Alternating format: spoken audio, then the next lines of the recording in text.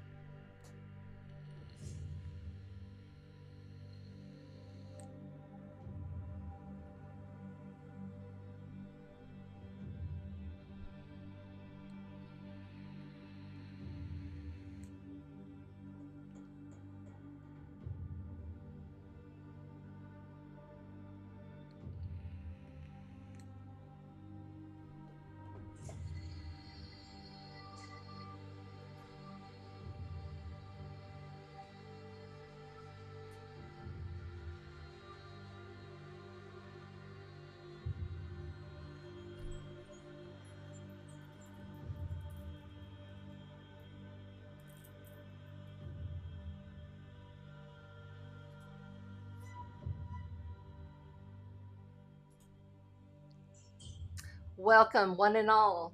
I am Chanda Sparkles, and this is Sparkles Astrology Special Edition live for Lionsgate. Ooh, AA is a nefarious portal. Don't go down it. No, I'm here tonight to talk about the Lionsgate 88. I know this is going to be a sensitive topic for some people, but last year I organically, intuitively discovered some things through my highest guidance, through my research studying fixed stars. How surprised I was to find that a Draco fixed star is aligned with the sun in the astrology, and I practice tropical astrology, Placidus. And I thought, wow, this is interesting. So I did a little bit of research, I did a little bit of digging, and I let this kind of mull over for a few days. And received some information, did my meditation, received this pine cone, and then the pine cone kept coming back up. I mean, there was this whole series of psychic awareness, intel, downloads, all sorts of things coming through.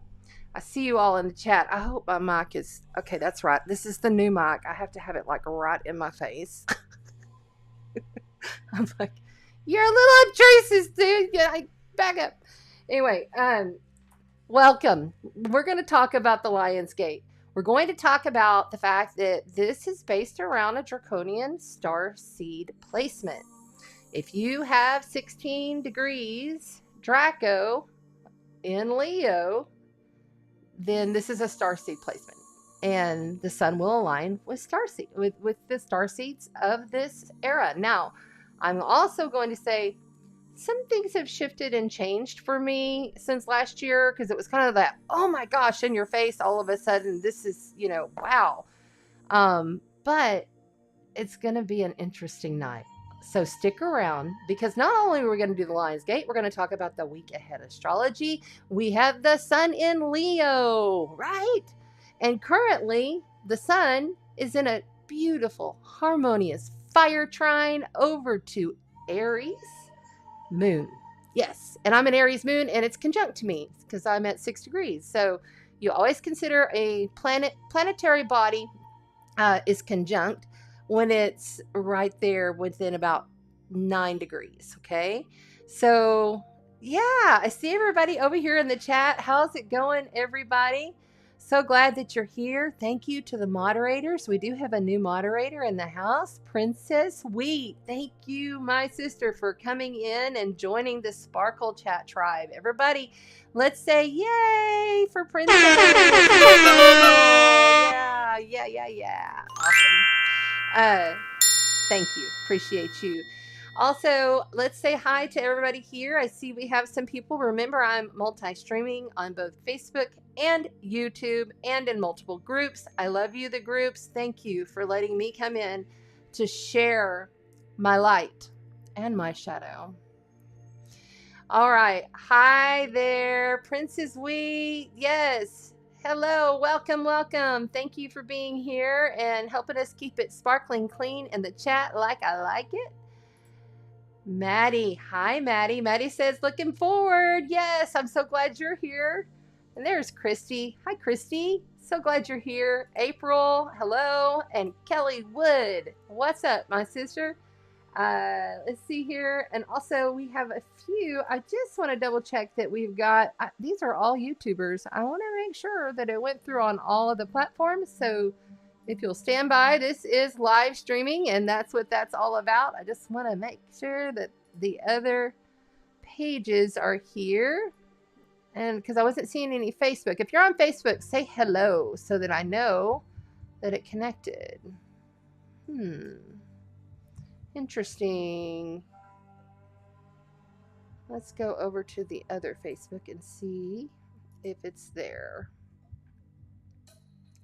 Yeah, this has been a rough challenge for me here recently. This construction emergency, all of a sudden, wow, you've got mold growing on the inside of your walls. It was just horrible. I mean, I was like, you got to be kidding me.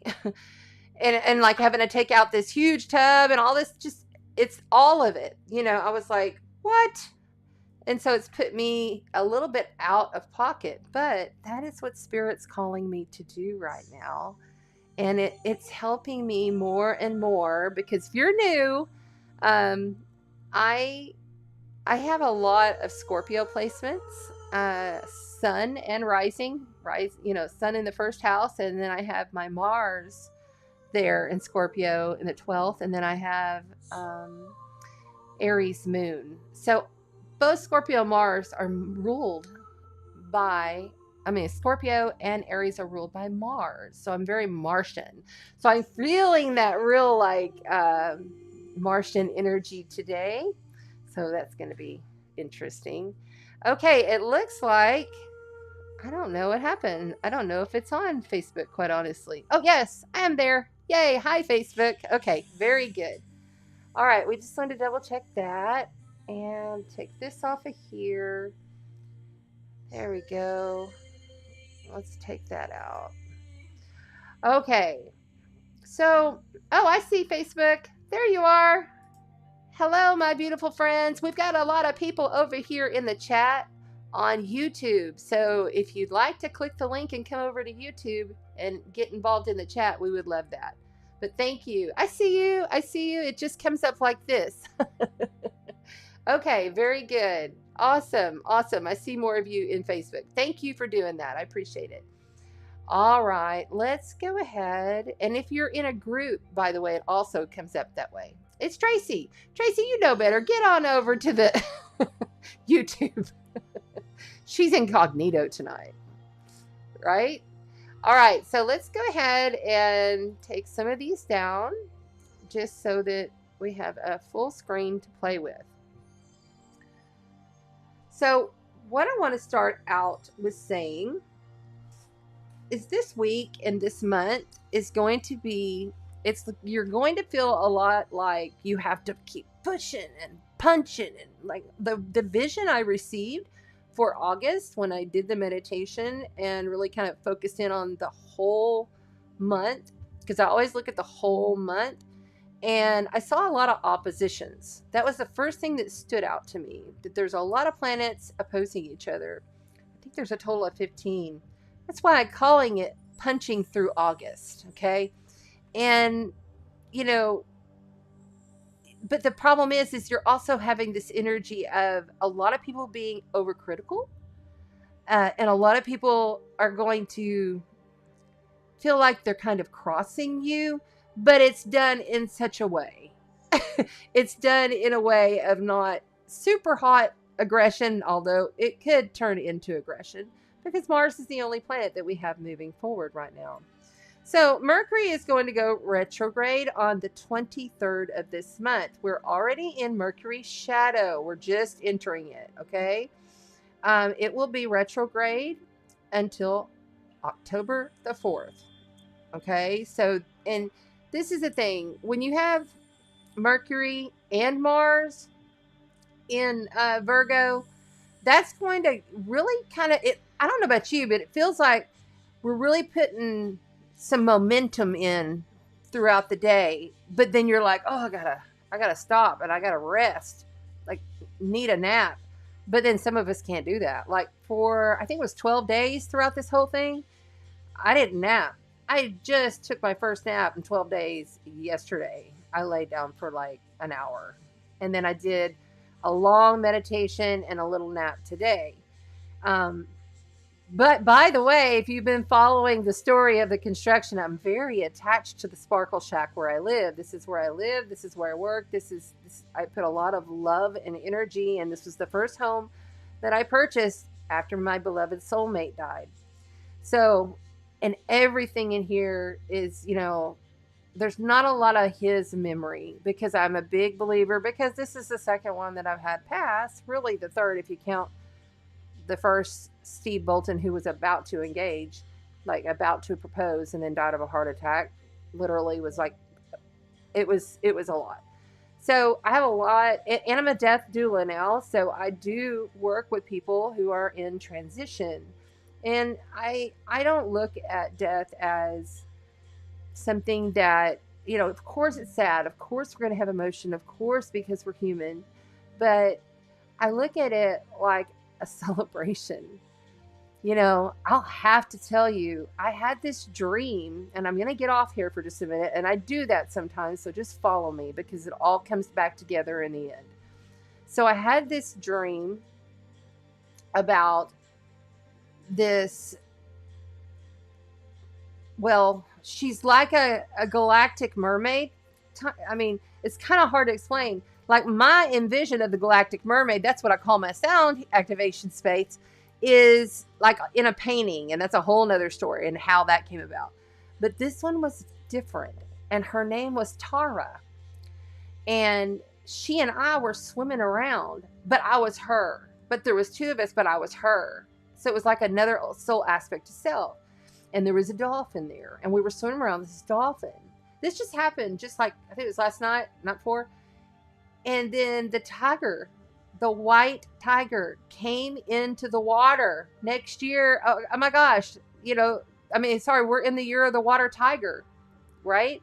So I was like, when I woke up, I was blown away. I was in that kind of like staying in theta for a little while. You know what I'm saying? Like you're really feeling that, like I'm in the zone. And whenever we have these, and like, I don't know what happened to the dolphin. The tiger went after the dolphin in the water, and I got away.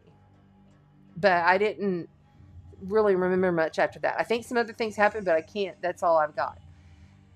When you have these like symbolic, and then you start diving deep, I'm just using this as an example because this could help you. Really like go and look it up. And always when you're searching, stop. Breathe in that Christed silver light, that lovely light, that love light. Breathe it in, and then, it only takes 30 seconds to take a few deep breaths, and then search what you need to search for, and you're immediately connecting in your energy field, your life force with your highest guidance, your highest guide. That is the bridge and the connector to the oversoul. That is how we are able to understand that we have other soul aspects of self happening all at once in different dimensions, different realities, all of the time, right?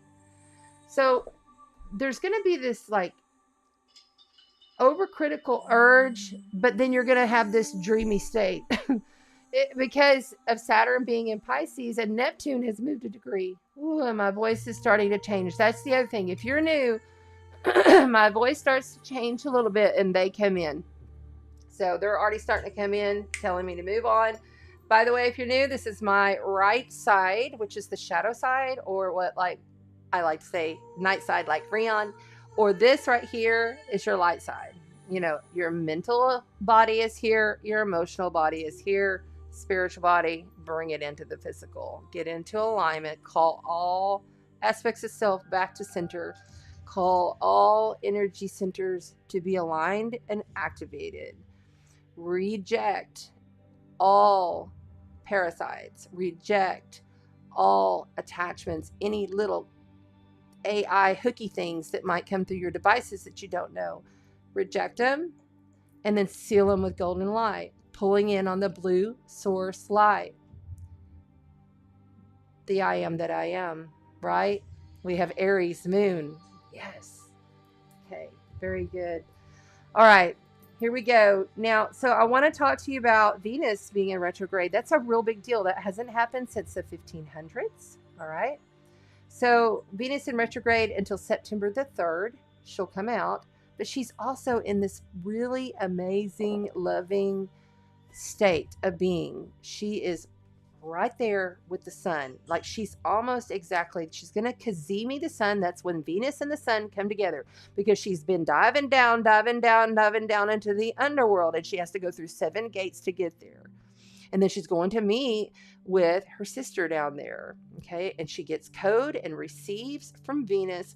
Then she comes back and is reborn the morning star. This is ancient Babylonian astrology. Okay. So when you see these kind of things, that is when we should be having our big meditations.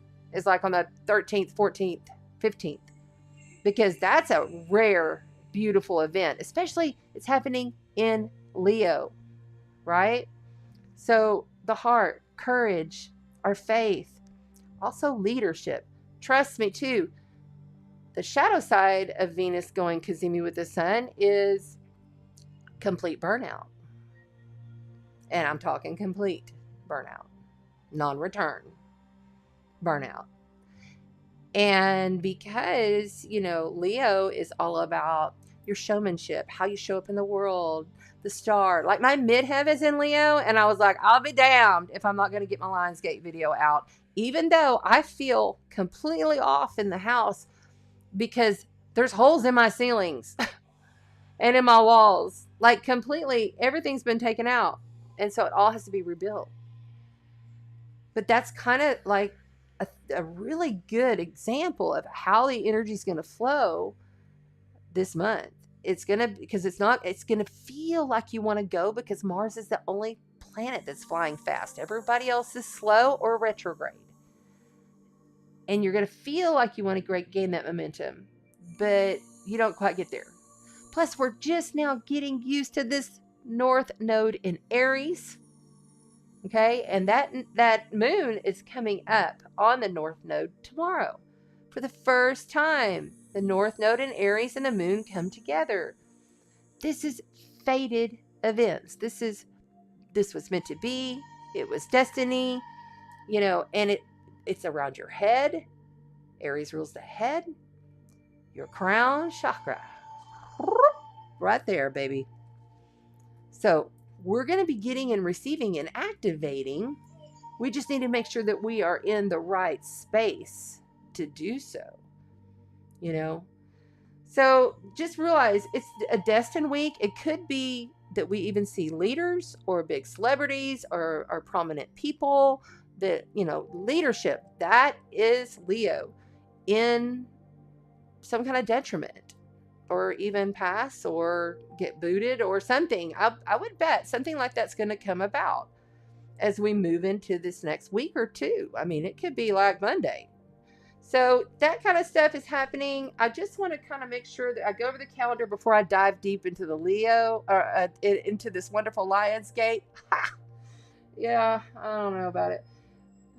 Critical communications. So I have 2 books here that I write little notes in, and I have my chart up, but I think honestly, if you would, the big things is Venus is retrograde till the September 3rd.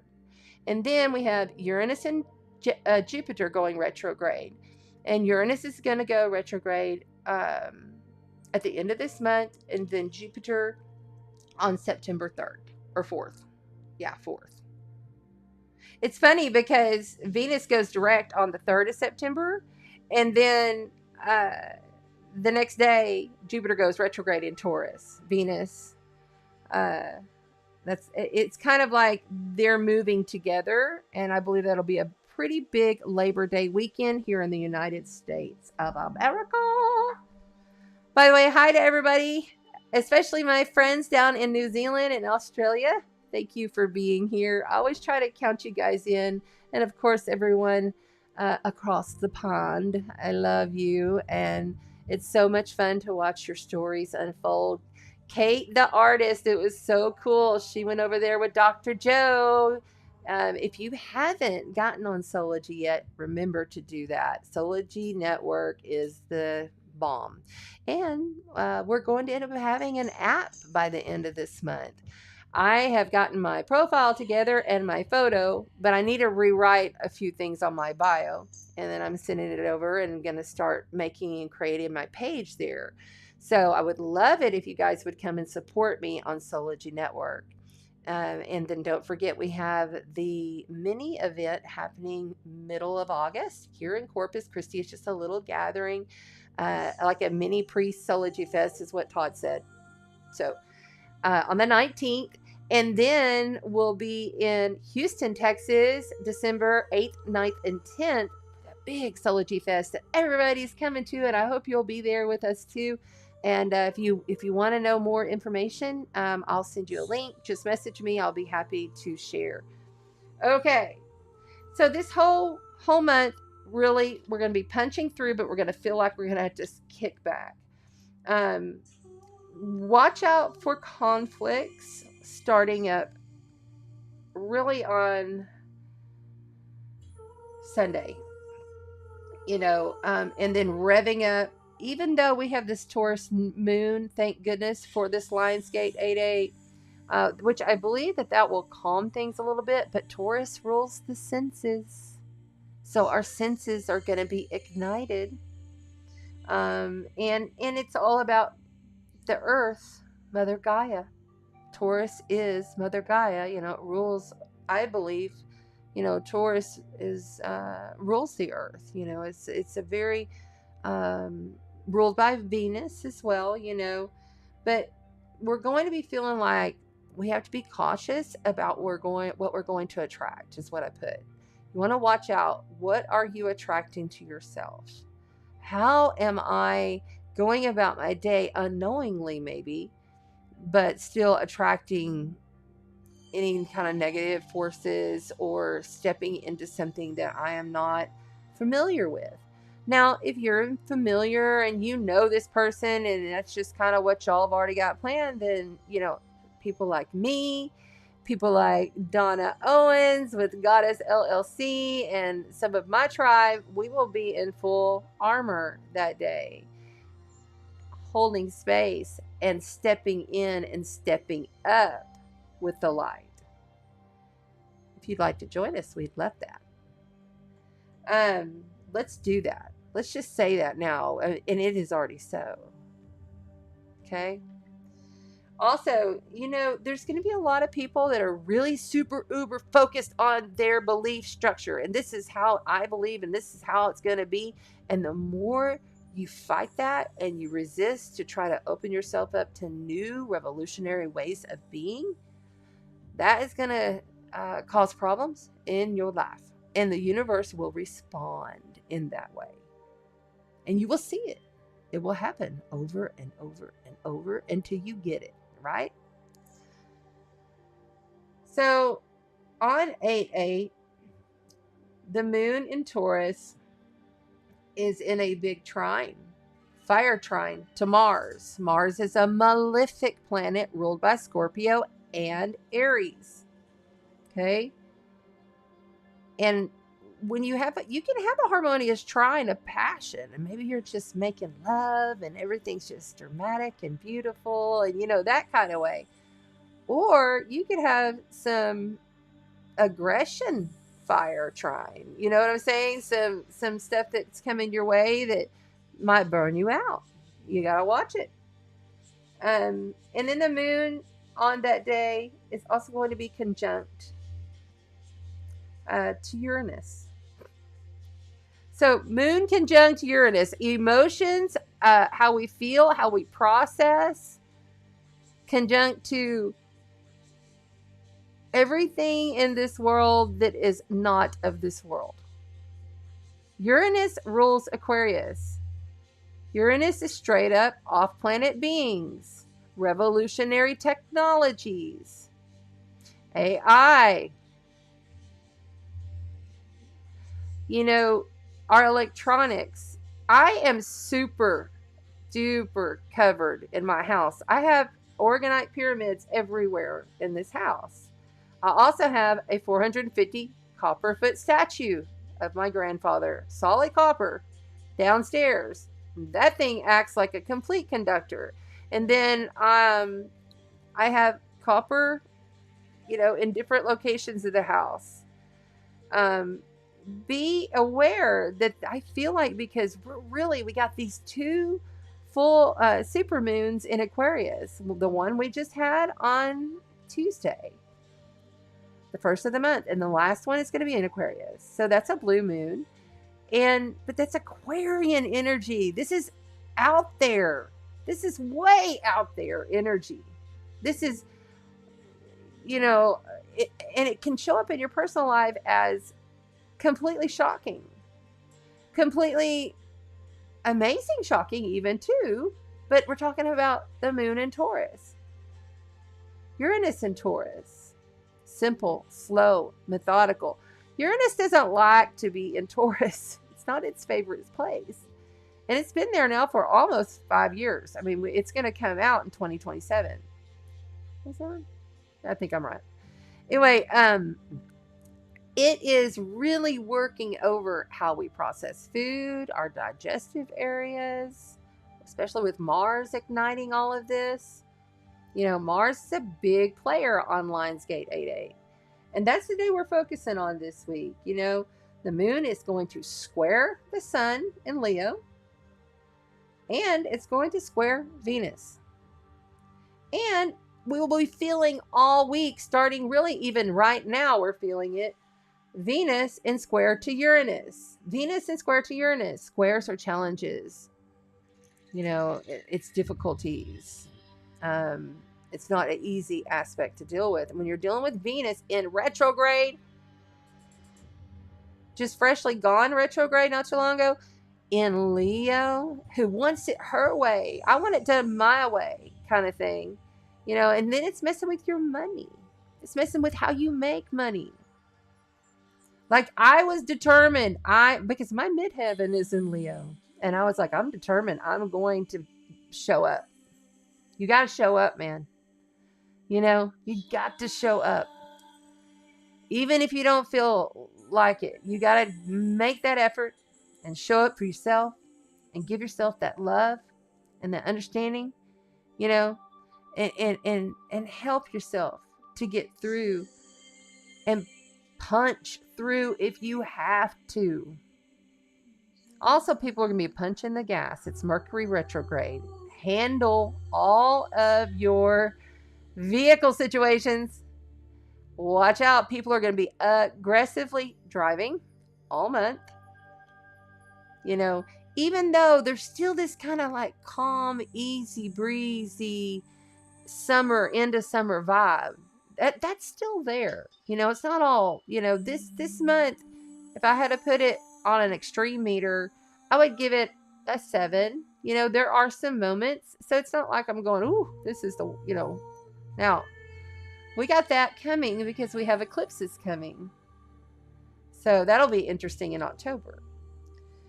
For the rest of the week, it's a really good time on Wednesday, Tuesday, Thursday of next week to go ahead and do any kind of writing, do any kind of, whatever, any communications, emails, faxes, texts, whatever. Fax, I'm so dating myself, shit. Anyway, do your thing if you're communicating. If you need to talk to a boss or you need to talk to someone about, whatever it is, creating a website, or whatever that is, really positive time on Wednesday. But be careful, because people are going to be stretching the truth. Okay. Be careful. There's going to be a lot of that, because the South Node in Libra is going to be also in like this half square to Mercury. So it's kind of like, hold on now. So double check with people this next coming week. Like, be like, excuse me, can you just repeat that for me, please? Or did I get this right? Just be double checking yourself on your communications, and make sure people hear what you say, because miscommunication is going to be at an all-time high. Mercury is in his home sign of Virgo. Mercury likes to be in Virgo. But Virgo is very critical, and it's A, B, C, D, E, F, G, and it's what you do throughout the day, and it's how you make things roll, sweetheart. So be right in that, really know that this is a thing for this month. I mean, Mercury's not even gone retrograde till the 23rd, but that's already showing up in my life. It's kind of strange. I think it's because Venus is affecting it, because Venus is in retrograde. Venus is very, it affects how we love and how we relate to others, Venus is a strong planet of our personality and how we deal with things, And when she's in retrograde and she's getting Cazimi'd by the sun, just about to be reborn, it's like she's in the birthing canal stuck.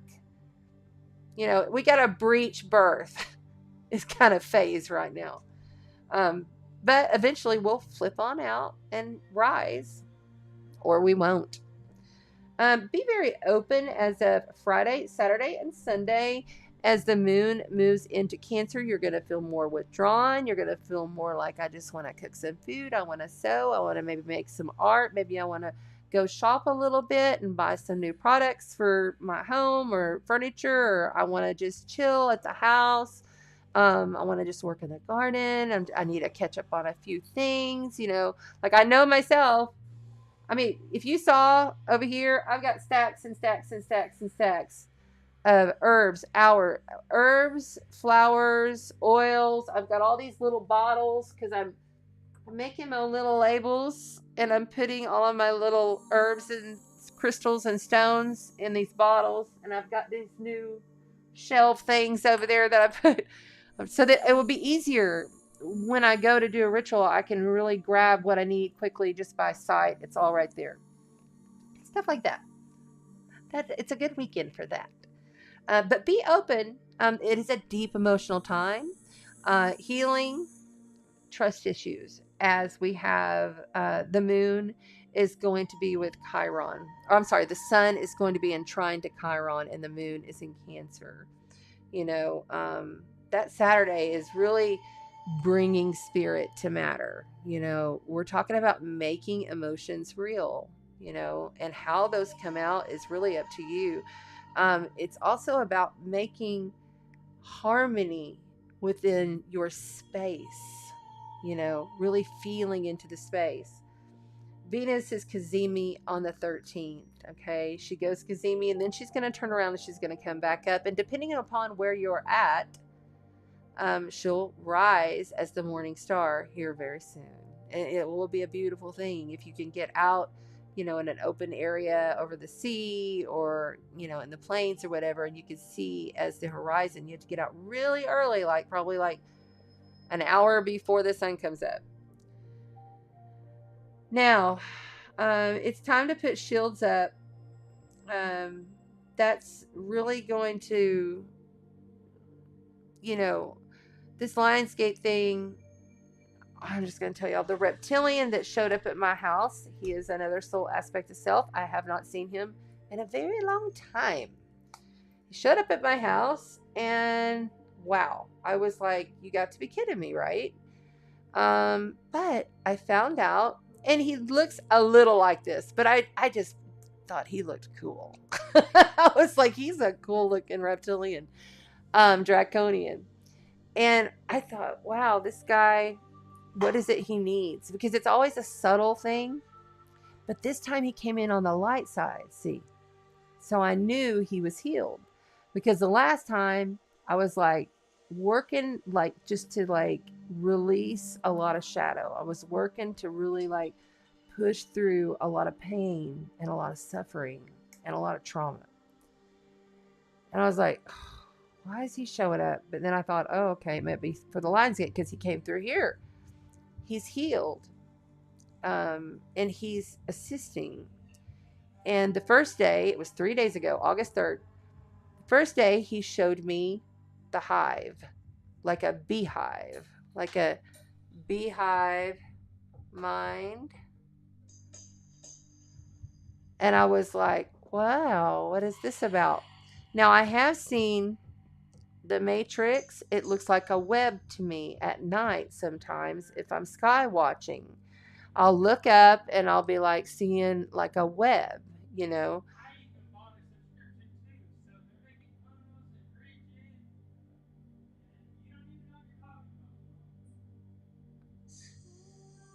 I'm sorry. I was hearing things. I don't know if it was my son or if I was just hearing voices. Hold on.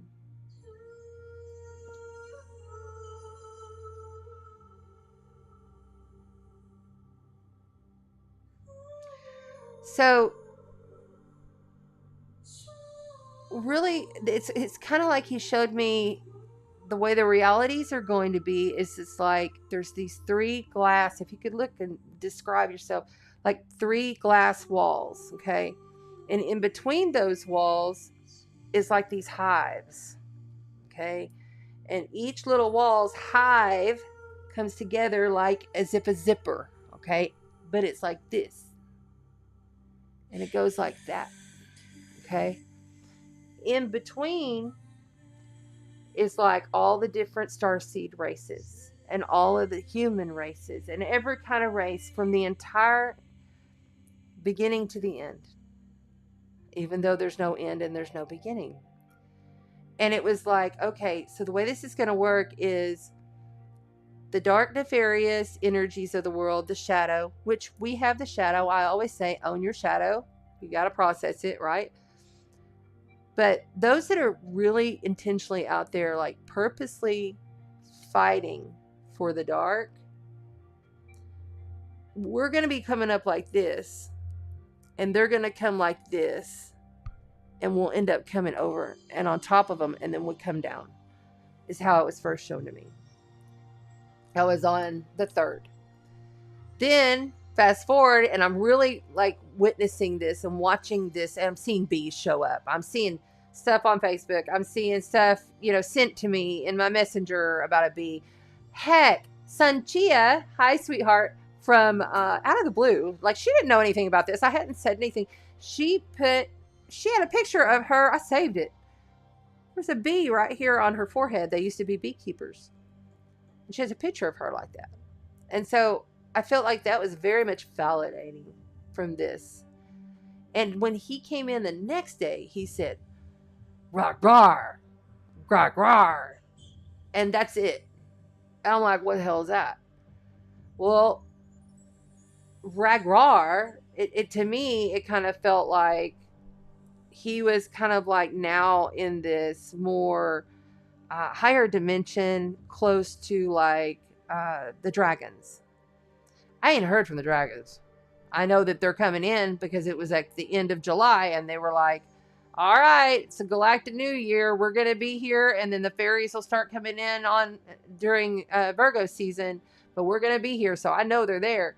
But this same Draconian, who is another aspect of self, he is another me, has been hanging around. And he's been showing me different things. He showed me turtles. I didn't go anywhere. I've been here this whole time. I only went to the grocery store. But he showed me turtles and the turtle medicine. Okay? Showed me how the turtle medicine is coming through. So I looked that up. And I found it interesting. It says turtles all the way down, saying of an unknown origin where the author depicts the wisdom, grace, and peace. He communicates the message that a life lived at steady and conscious pace is one of purpose and fulfillment.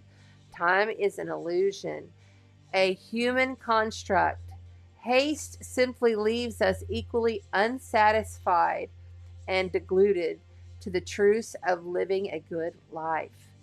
Do not rush through life's experiences. Set aside some time and invest your energy in the projects and the people who you care about most. So, lots of different ways these turtles, so that I'm taking the hive mind and how they showed me how what pace we're ahead, and how it's going to end, and then they're all going to just merge into this one hive, which is truly what we are, but it's kind of a process that we're going through. So we have to be patient with ourselves, even though we want to stay flowing and going. And like a sea turtle, we're flying through the ocean, but we have to stay focused on our light and be cautious to whom and what we open up to. Like, if you don't know this group personally, be careful if you don't know, because there are a lot of false light narratives in spirituality and new age and all of this. There is that does happen. It is a reality, and you think, oh, they're all that, and then they're not.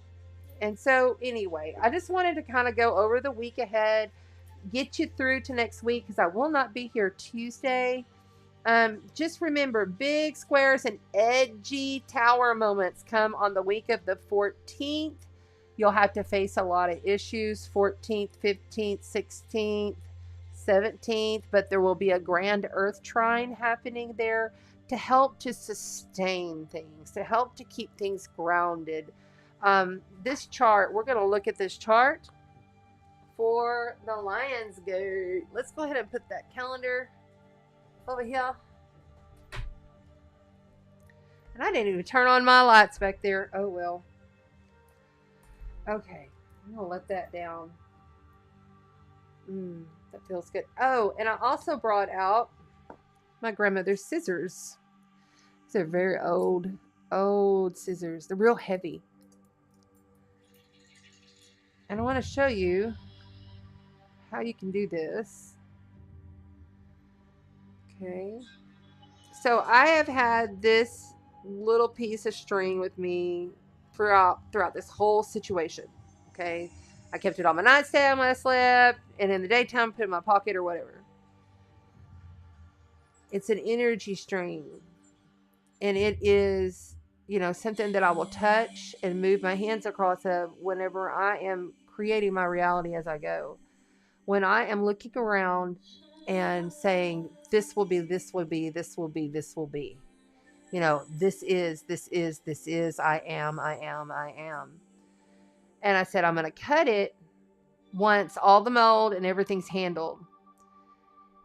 They told me on Thursday that it might be till Sunday or Monday before they could take the last of those evaporative, big, heavy machines out of here. And I just kept rubbing on it, saying no, because they said it was only, like, they checked the water reading in the wood, and they're like, it's already, only going down like 2% a day, and it needed to go down. Like, the other ones went down a lot quicker. This one was taking a minute. And he said, it may be that. I said, no, this has to be done by Saturday, and it will. Sure enough, he came in this morning and he said, well, look, there's this one little piece that maybe we might need to, like, cut out of the wood framing. And I said, no, we ain't doing that. So he kind of looked at me. I was like, nope, we're not doing that. I said, it'll be all right. I said, go on in there. I said, I bet you pull those machines today. And he was surprised. He came out and he's like, yes, Miss Young.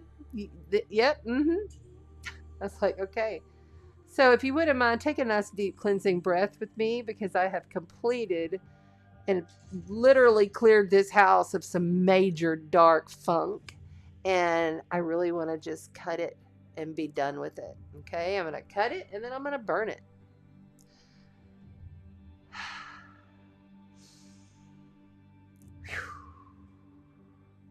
It's also a successful, it's not an angry cord cut. It's a completion victory cord cut. Inoshi tabake unahi. I knew shikamunahi. Hanno kakira rochikimoka kikruna ya. Yamuke shikiku nantikera kuku shikimoka kikra shikuru.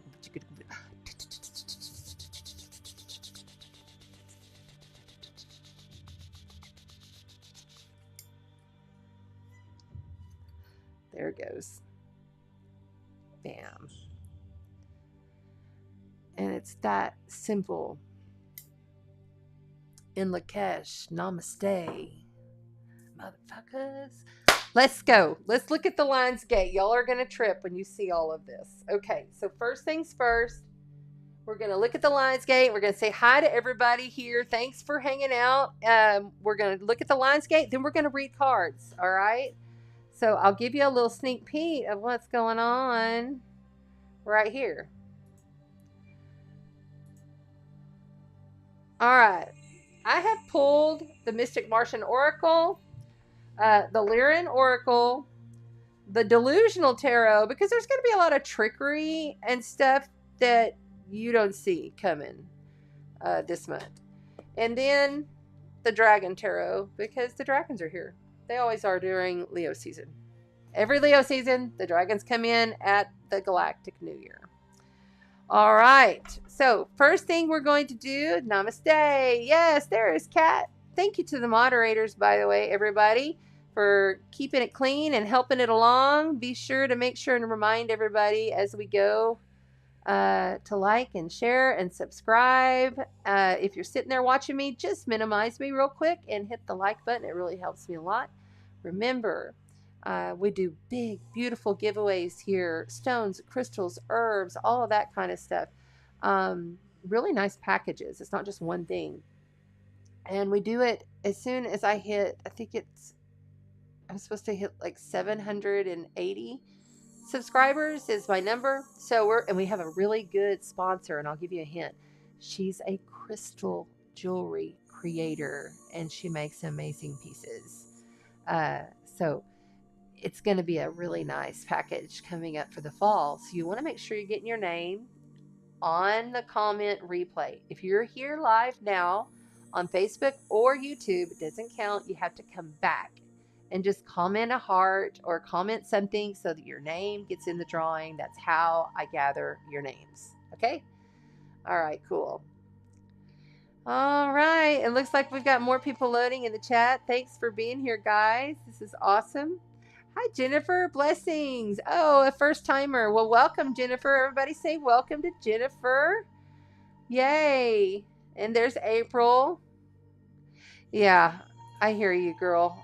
I understand. It's hard to, like, I'm having challenges with foods and stuff. I quit eating meats. Now, I'll still eat fish and sometimes some chicken breast if it's cooked right. But I'm not, even that's kind of fallen away. But I love fish. I'll eat some fish. I love me some fish. Okay. But that's probably because I'm a mermaid. And I have a new soul aspect of self that has come in, and her name is Tara. And she's a mermaid, but she's a galactic mermaid. She's blue. She's different looking. She's beautiful. It is amazing, this dream that I had. Okay, so now what I want to do is I'm going to pull up. So you see the Alpha Draconians are there. And you see the Reptilians are there. We also have pulled the Death card. Lionsgate, 8-8. It's the Death card. Okay? It's also the 8th house, ruled by Scorpio. And we're going to go into what the Death card is all about and what Saturn is about. Because, by the way, happy Saturn Day. Every Saturday is Saturn's day. But also, the number 8 is a Saturn-ruled number, okay? So what I've done, because currently we have Saturn in Pisces, and I'm just going to go ahead and pull that. I'm going to get rid of this for a minute. I just wanted to give y'all a little sneak there of what I've got going, because we're going to do cards. And then I'm going to pull this back in. All right, let's get back over here. Okay, hold on. Hold on, Beehive. All right, there it goes. So we talked about the turtle. You know, I like what he says here, because not all draconian reptilians have bad energy. It's just like any other race. You know, there's always going to be a higher frequency and a lower frequency to things, right? So just keep that in mind. It says reptilian is a broad category that covers many different types of species. Some are benevolent, others are not. Draconian is a certain type of reptilian. Draco or draconians are said to be malevolent.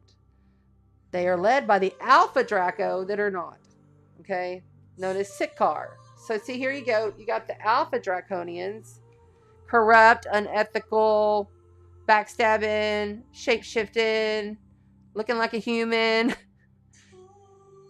Yeah. And then you have, oh, I'll show you all that. Oh, you saw it. No, you didn't. Sorry. I'm going to put that up close so you can see it. There you go. And then you have, you know, these are more like the predator. This is like preys and feeds. You know, these guys could be more like our shadow government, you know, stuff like that. One world.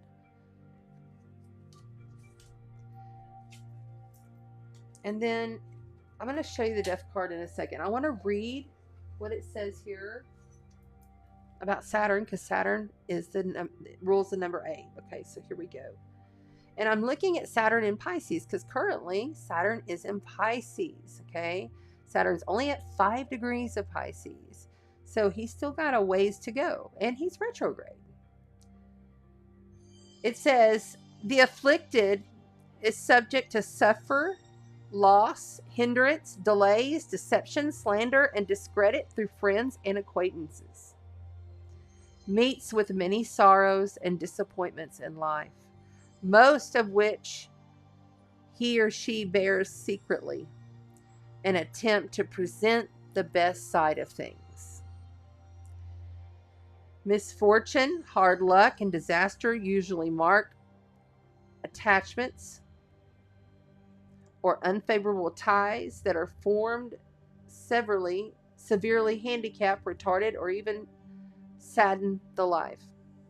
Slow to romance and tragedy are always elements that accompany the affliction of the experiences of Saturn in Pisces. The sympathetic and the emotional nature is strong, though, and it's often a cause of his or her own misfortune. They often do it to themselves. And difficulty. But hope stands in a firmness and continually needs to be developed in order to do that. Good aspects to Saturn in Pisces tend to mitigate, sever testimonies, and assist the native to improve through steady, persistent effort by means of physical or occult research or large institutions. Occult research. It gives practical execution, deep intuition, perception, and some mediumistic qualities.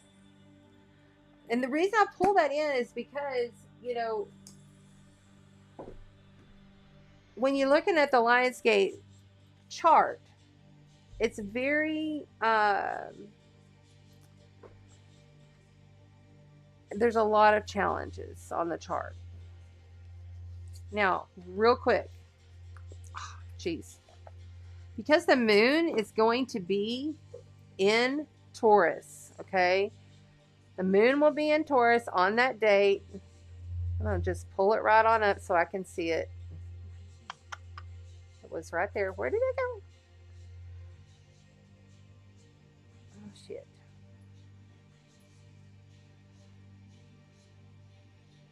Where did it go? Oh, God, it disappeared. Well, I know it's on this screen. I'll put it here. There we go. Okay, yeah, this is the basic one that I wanted to show you first. So get that out of there. So this is the exact moment at 9:06:51 p.m. I wanted to show you guys this first.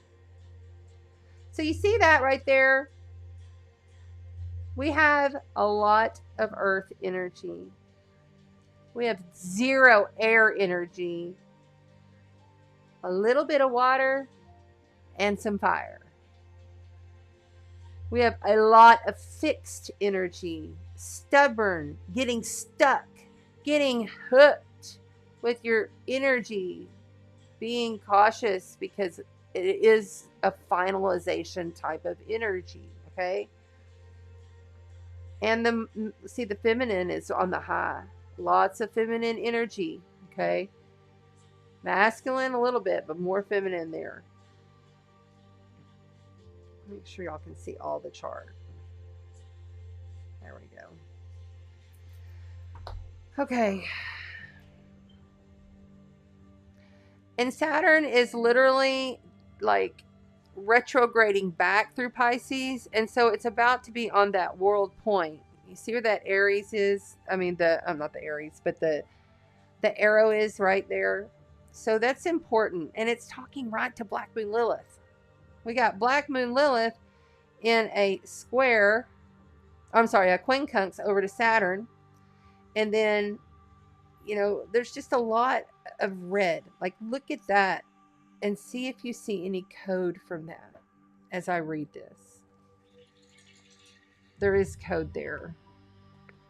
It feels out of sorts.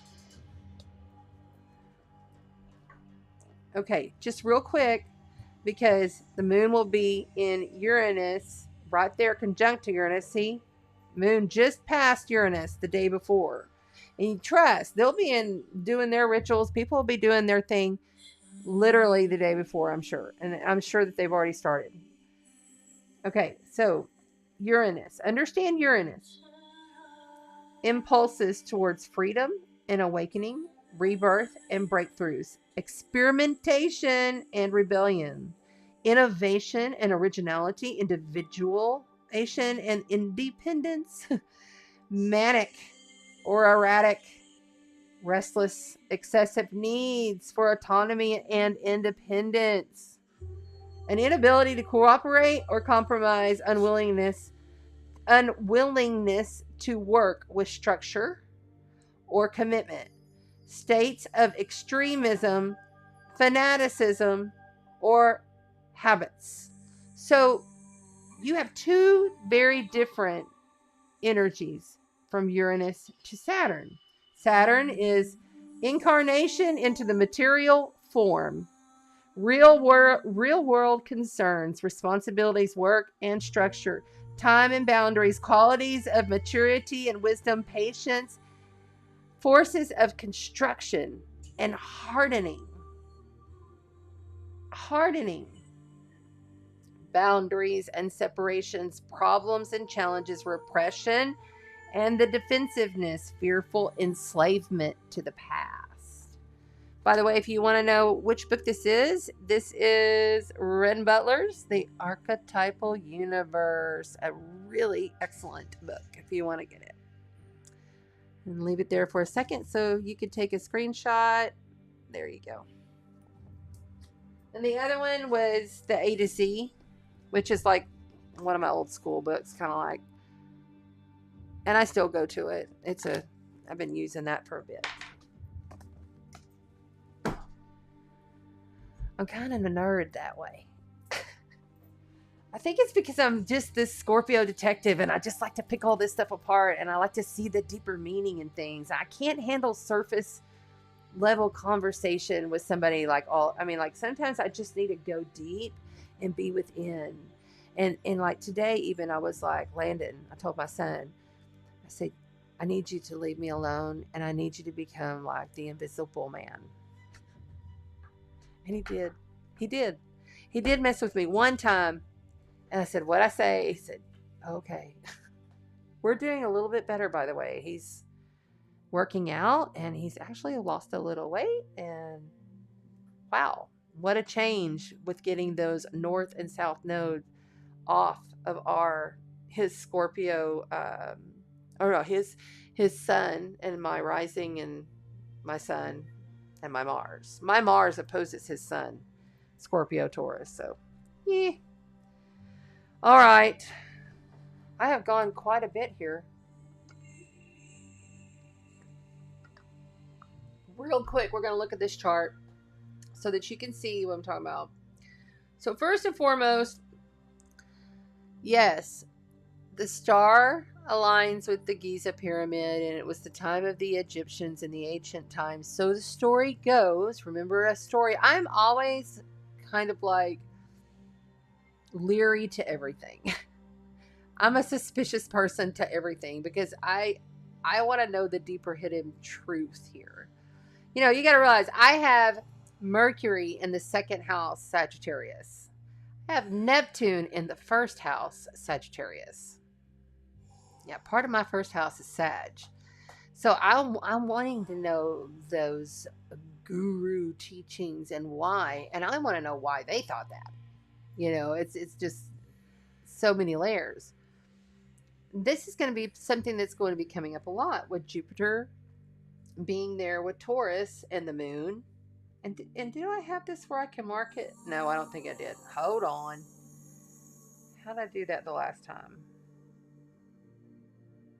Here. No, wait. Oh, come back. Get it? There it is.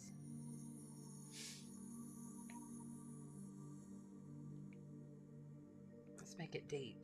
And let's put it red. Done.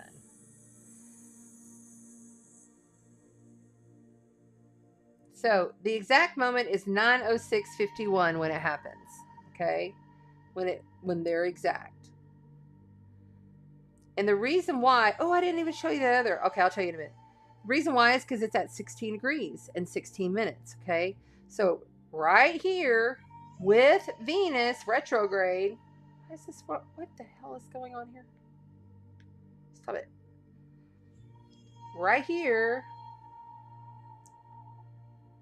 Oh God, why is this not working? This is gonna piss me off.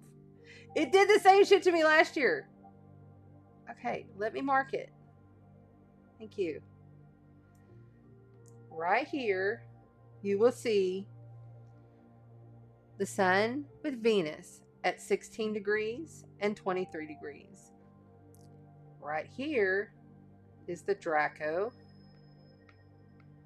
star. It's pretty thick. Maybe we make it smaller. There we go. Okay. It is speaking over, if you see this thick red line, that's a square. It's speaking straight over to all of this. See? Uranus and the moon in a square. It's saying, really? Do you really want to open yourself up and ground in some energies? Are you able to truly see it? Because we have Black Moon Lilith right here that was just conjunct to the sun. Okay, and we have Venus that's heading back, that's going to get closer to conjunct with it again. And remember, Venus is going to go back and forth across those degrees. Do I have those degrees?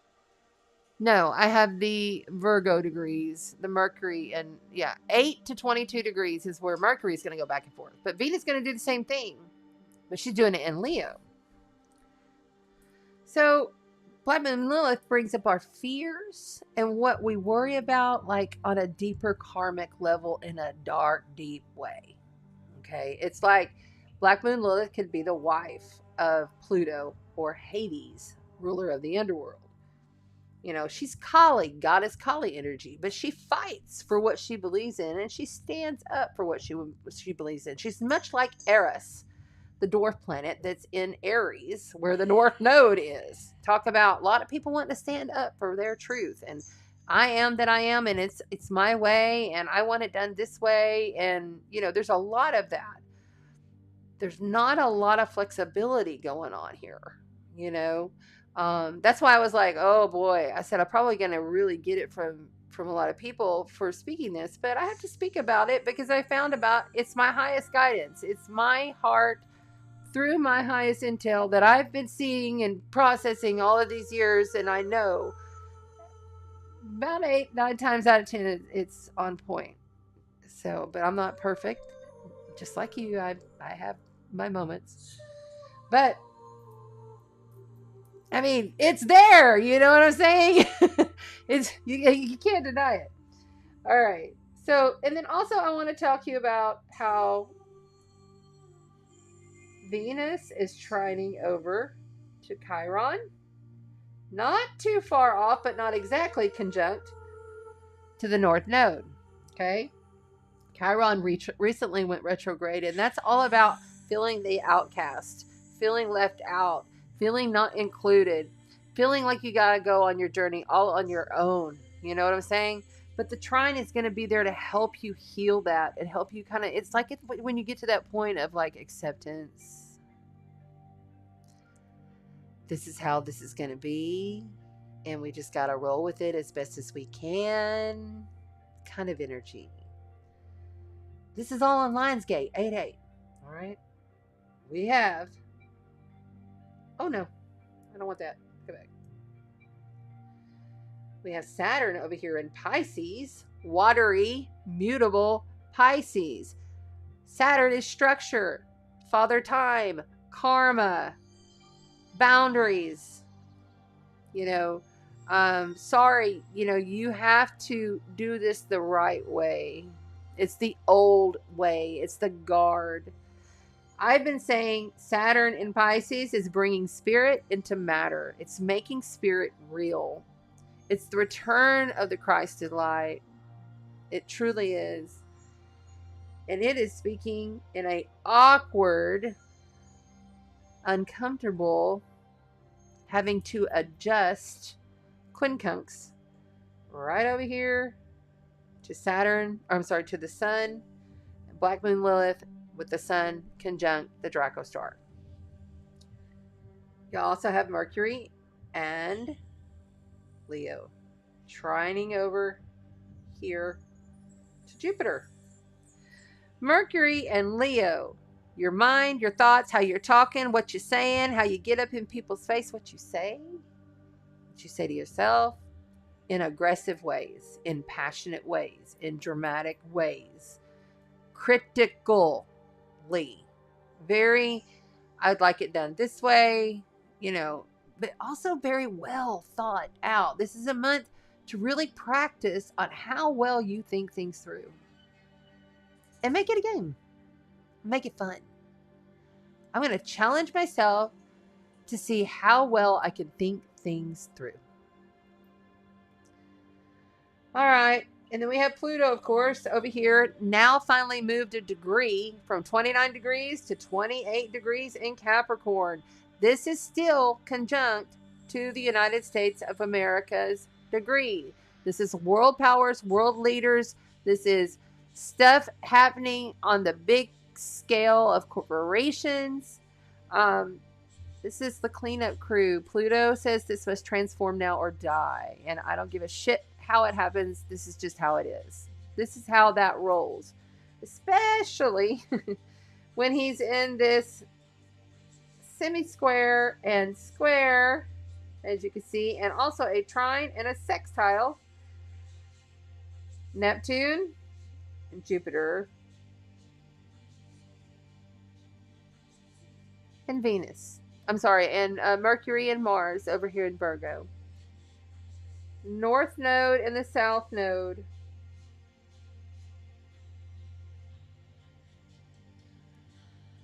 Don't be the doormat. Try to find balance, but we're being challenged to release having the need to make things work and get along, because sometimes things just don't. And you have to stand in your power, not being hateful or ugly, but having really good boundaries. That's Libra's got a hard time with boundaries. They have a hard time with making decisions. It is time for us to make poignant decisions. North Node and Aries, they just make decisions. they're gonna go for it and what they want in their life, and they know it, and they do it. Sometimes they jump too quick and they fall off that cliff, just like the Fool card in the tarot, right? But this Lionsgate portal, I will also say, is not as bad on the aspects. I mean, you got Uranus conjunct the moon in Taurus. Taurus is a very mellow, bougie, give me some good food, give me some good sex, let's just have a nice day, grounded earth sign. Okay? They're very calm. They are not complex like their opposer, Scorpio. Scorpio is very complex. I'm a very complex person. I have a lot of different things going all of the time. And Taurus is like, I'm gonna get up, might go to the bathroom, but I might wait here and think about it for a minute. And then maybe I'll go on down and get myself a protein shake, and then mosey on back and just kind of stay in my own little space and do my own little thing at my own little pace. But I'll tell you, I thought it was so funny. And it was so Taurus. My son comes in. He's a Taurus. He says, I'm thinking about making a Chanel channel, YouTube channel from the Chanel bed. Because I bought this Chanel bed. It was a trundle bed to where another bed could come out from underneath if I had visitors. And it just cracked me up, it's because they like the nice stuff. And they like to have things posh. Taurus is a posh energy. It's very, I'm going to go and get a high quality rug versus the rug down at the Home Depot or Lowe's. It's that kind of thing. So I don't feel like the Lionsgate, I still believe it's a soul siphoning, and I still believe that it's not good if you don't know what you're doing to open yourself up on this day. I do believe it's a damn good idea to open yourself up. Oh, what else I was going to show you. So you see here, everything. Well, this is beginning to Jupiter. This is kind of like Jupiter's about to start slowing, but he's still up to speed. But like any day now, he's going to start slowing down so he can go retrograde. Uranus, same thing. They're reading fast on this day for some reason, though. The other thing is, so strange to me, this day is the day of Mars. Mars is a malefic. Mars is war. Mars is, I've got to take control of this. I am the military sergeant, and I am commanding that you do this. Don't let nobody command you to do nothing on Lionsgate 88. It's up to you. And don't listen to me either. I've always said this. You go follow your guidance.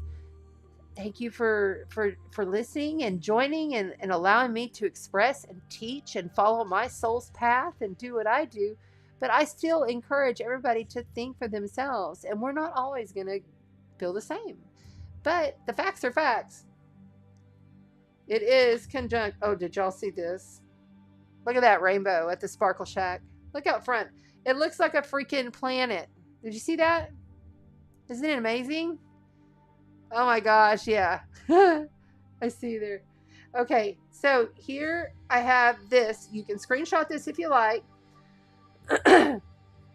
It's basically the story behind the name of the Earth star Draco.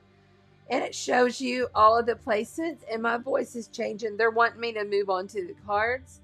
So I just wanted to put this out there for everybody. You can take a screenshot and go read it if you like. It just gives you some more background information.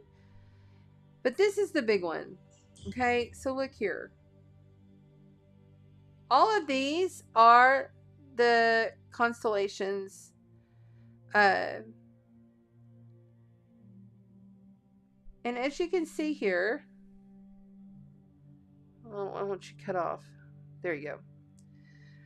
So it starts here at the top at Aries because it's a snake, okay, with a dragon head.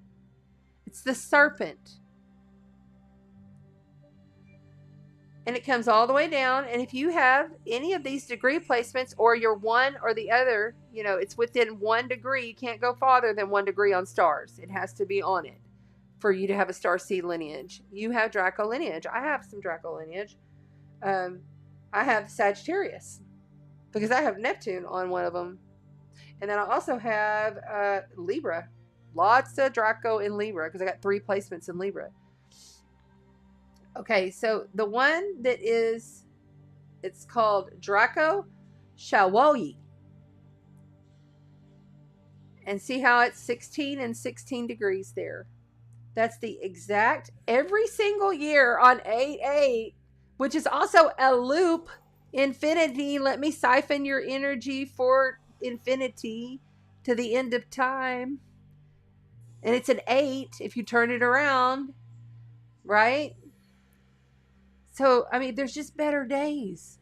Like, seriously, the day on Sunday when Venus goes Cazimi, and it's aligned with the Sirius, and it's aligned with the sun, and it's beautiful. Not Sirius, Orion, excuse me. It's going to be a beautiful alignment as it's coming back to be risen. See, morning star Venus is much softer, easier to deal with. It puts a whole layer of this beautiful energy. But it's also raring to go because she's been lit up by the sun, okay? And that affects our beauty and how we love and how we relate to each other. It's important.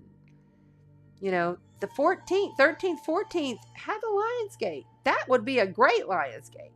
But every year on 8/8, I don't understand why people want to celebrate this when it's aligned very clearly with the Draco star.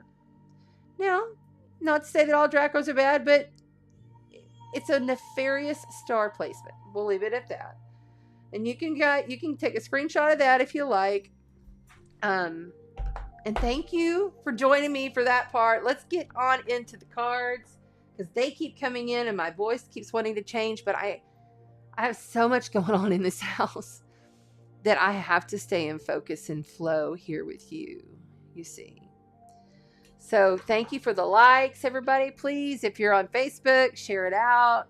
Pop over to YouTube. There's more people in the YouTube. There's Sunchia. Hi, Sunchia.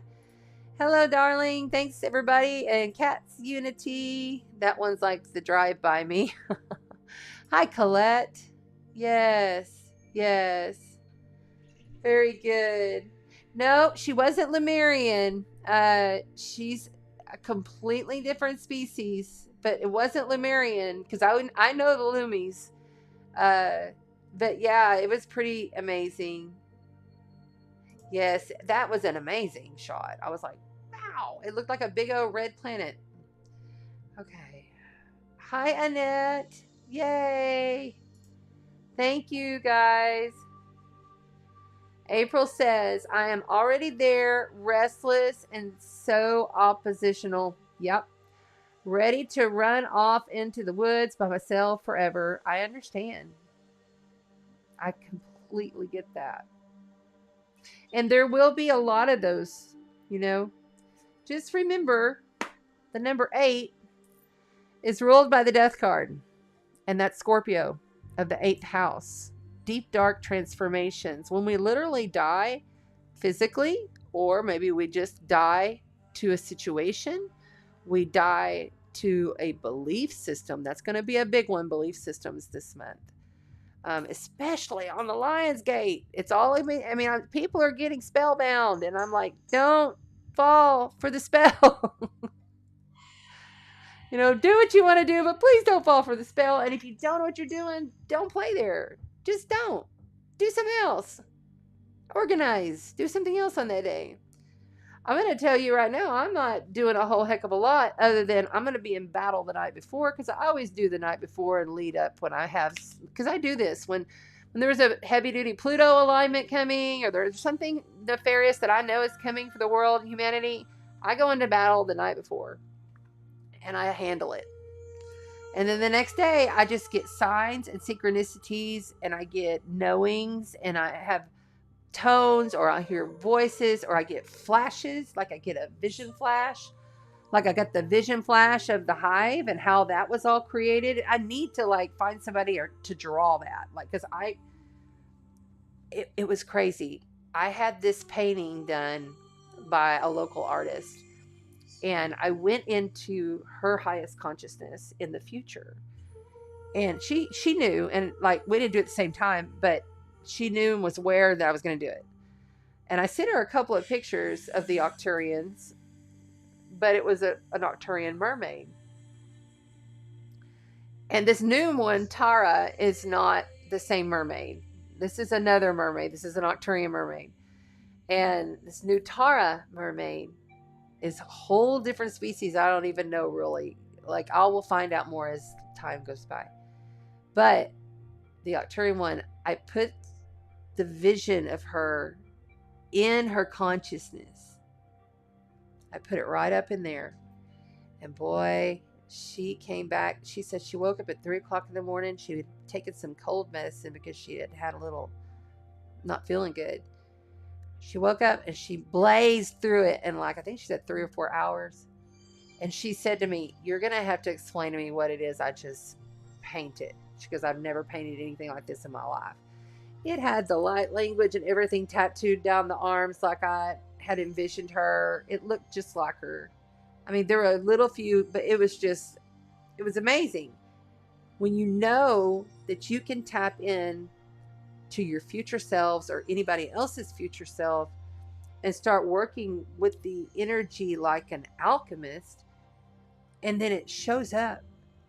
It actually shows up and it actually works. You're like, wow, okay, I created that.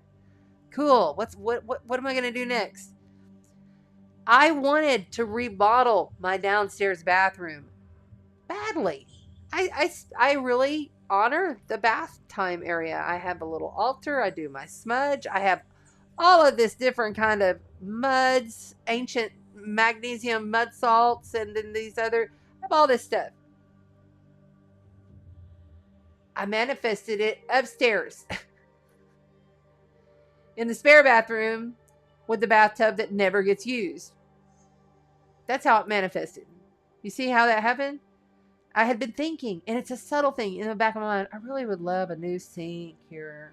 Maybe I get some new, I need a door on this massive shower. It's so ridiculous that they didn't put a door on it. It's like, it's a big old huge shower and there's no door. Like I have to use a rod or a curtain thing.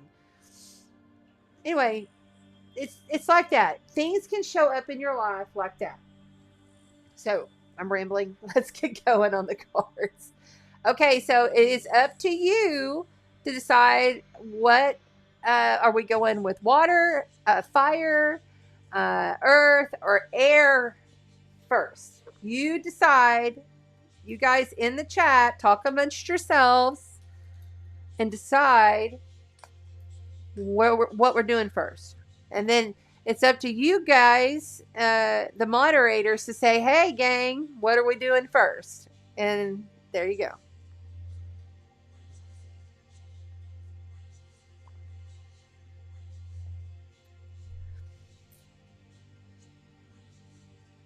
Don't make me cry, cat.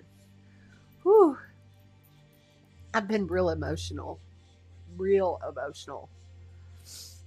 Well, you've got to realize that South Node is now conjunct to my Uranus and Venus that are conjunct less than a degree. And so something's coming. I'm real strong there. And I don't know what it is. I'm like, please let it be something amazing. Venus and Uranus, maybe a surprise love. Wouldn't that be amazing, right? Okay.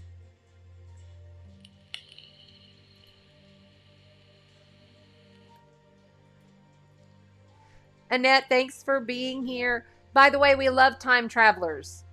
We love it. When you come back on the replay, make sure you comment so you get your name in the drawings. Okay? Thank you, Jupiter and Pisces healing. Thank you. I appreciate that. I'm glad that you're here. I'm sending you love right now. That feels good. Sanjia says water. Earth was first, it looks like. Oh, thank you, Kat. That's what I was looking for. Bam.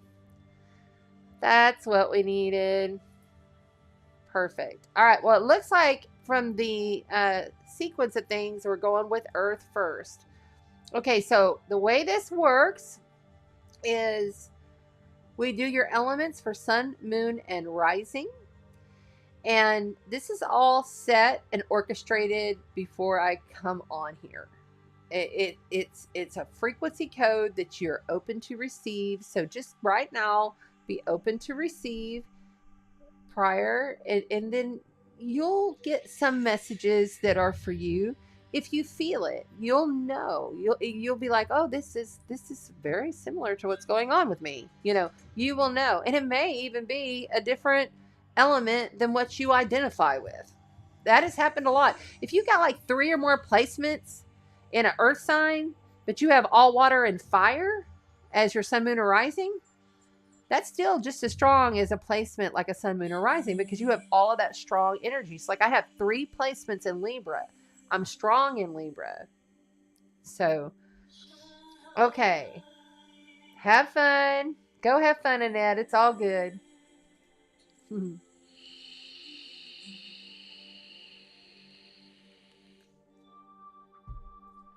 right.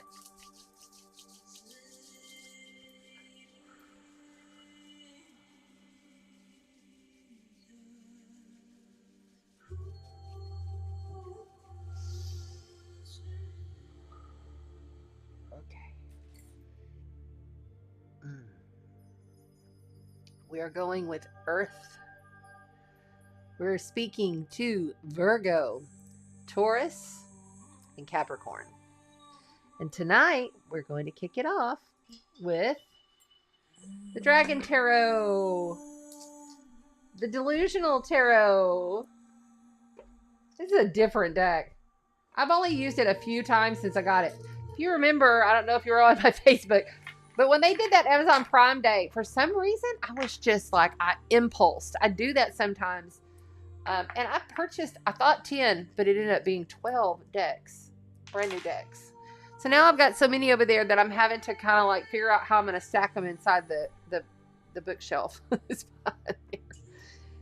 These are cards, the Lyran Oracle and the Mystic Martian, of course. For the Lionsgate 8-8 is a nefarious soul portal. Also, speaking of that, one last thing. There's a difference between a portal and a gateway. With a gateway, you have coordinates. You know where you're going.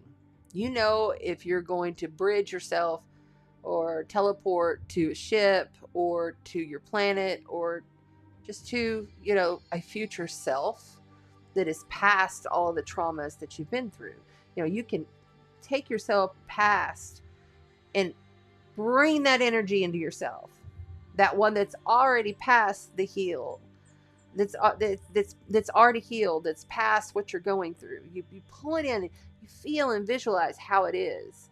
That's called pulling in a gateway, because you're pulling that back to you. Or if you've got stuff in your past and there's a little inner child of yours that's abandoned or didn't feel, loved or was left out, you go back and you love that child and you heal her from there or him from there. And then you can bring that same essence through a gateway. You have a coordinates.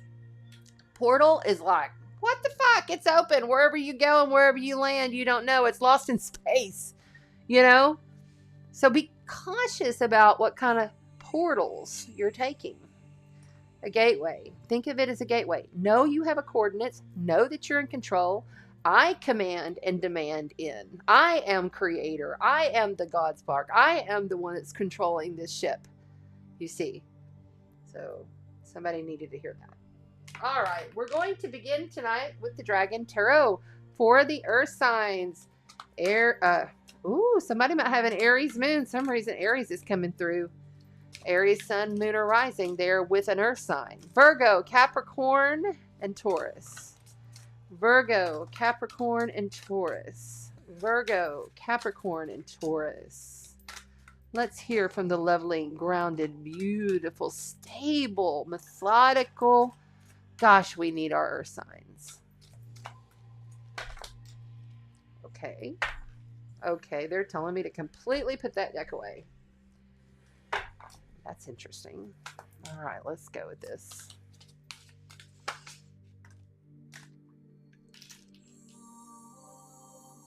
You have the Seven of Pentacles to begin. This is an Earth sign energy to begin the Earth elemental read, Sun, Moon, and Rising. The Seven of Pentacles is patience, darling. It is knowing that the rewards are just right there. They're so close. But you have to continue to tend to what it is that you're building here. And I get a flowing state here. I get, you see how the air is just flowing, and then there's the mountains, but this is like being above the mountain. It's like when you climbed up to the top of the mountain and you know that you've accomplished something. This is an accomplishment, but you also know it's going to take a lot of patience to get down that mountain. And maybe you're gathering jewels or stones or whatever it is, the reason you went up there. Maybe you're just gathering that self-confidence to say that I know I can do this.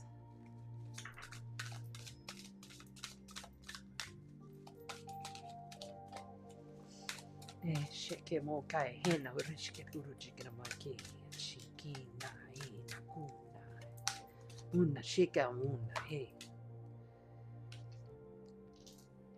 have the Eight of Swords. This is your challenge position. They're saying that you're getting stuck up in your mind, that you put yourself here and like you can't get out of a situation. You're kind of at that pause position. You're on the middle of the road. You're not one way or the other way. You're just kind of still there on this. But you can get yourself out of this. You can see things for how they truly are. But it's going to be up to you. Nobody else is going to let you out. Oh, that's odd that it went upside down.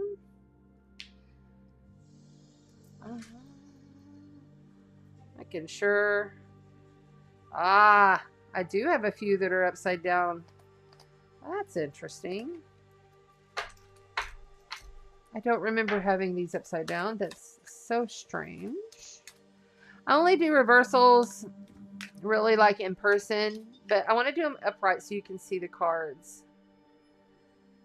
And that's the way I do it, and my guides know. Page of Wands. This is a young energy. It's a student.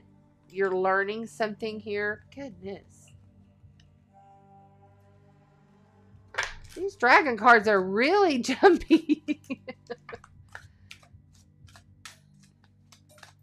Whatever it is here that you're almost on the brink of something, challenged here to really see things for how they are and make sure that you do it and realize that you're the only one.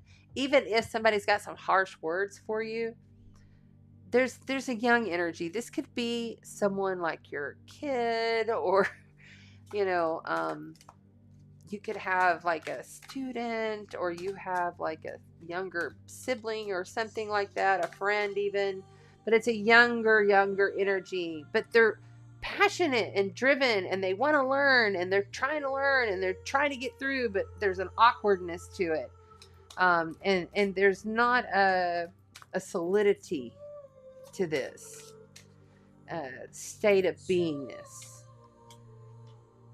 You have the Emperor. That is Aries, major life event, major arcana, Aries energy coming in from the outside, right directly under this Seven of Pentacles. See, he's surrounded. Look at, he's surrounded. That dragon has him enveloped in there, and he's basically giving him a hug. He's so in control of all of the elements. He's so knowledgeable He can oversee things with grace and fire.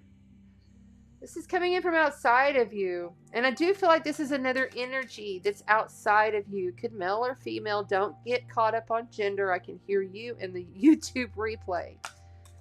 Hello. Hi. Thanks for being here. Okay.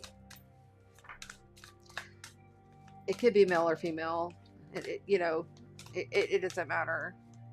Okay, here we go. And then also you have the Queen of Cups. This could also be a partner.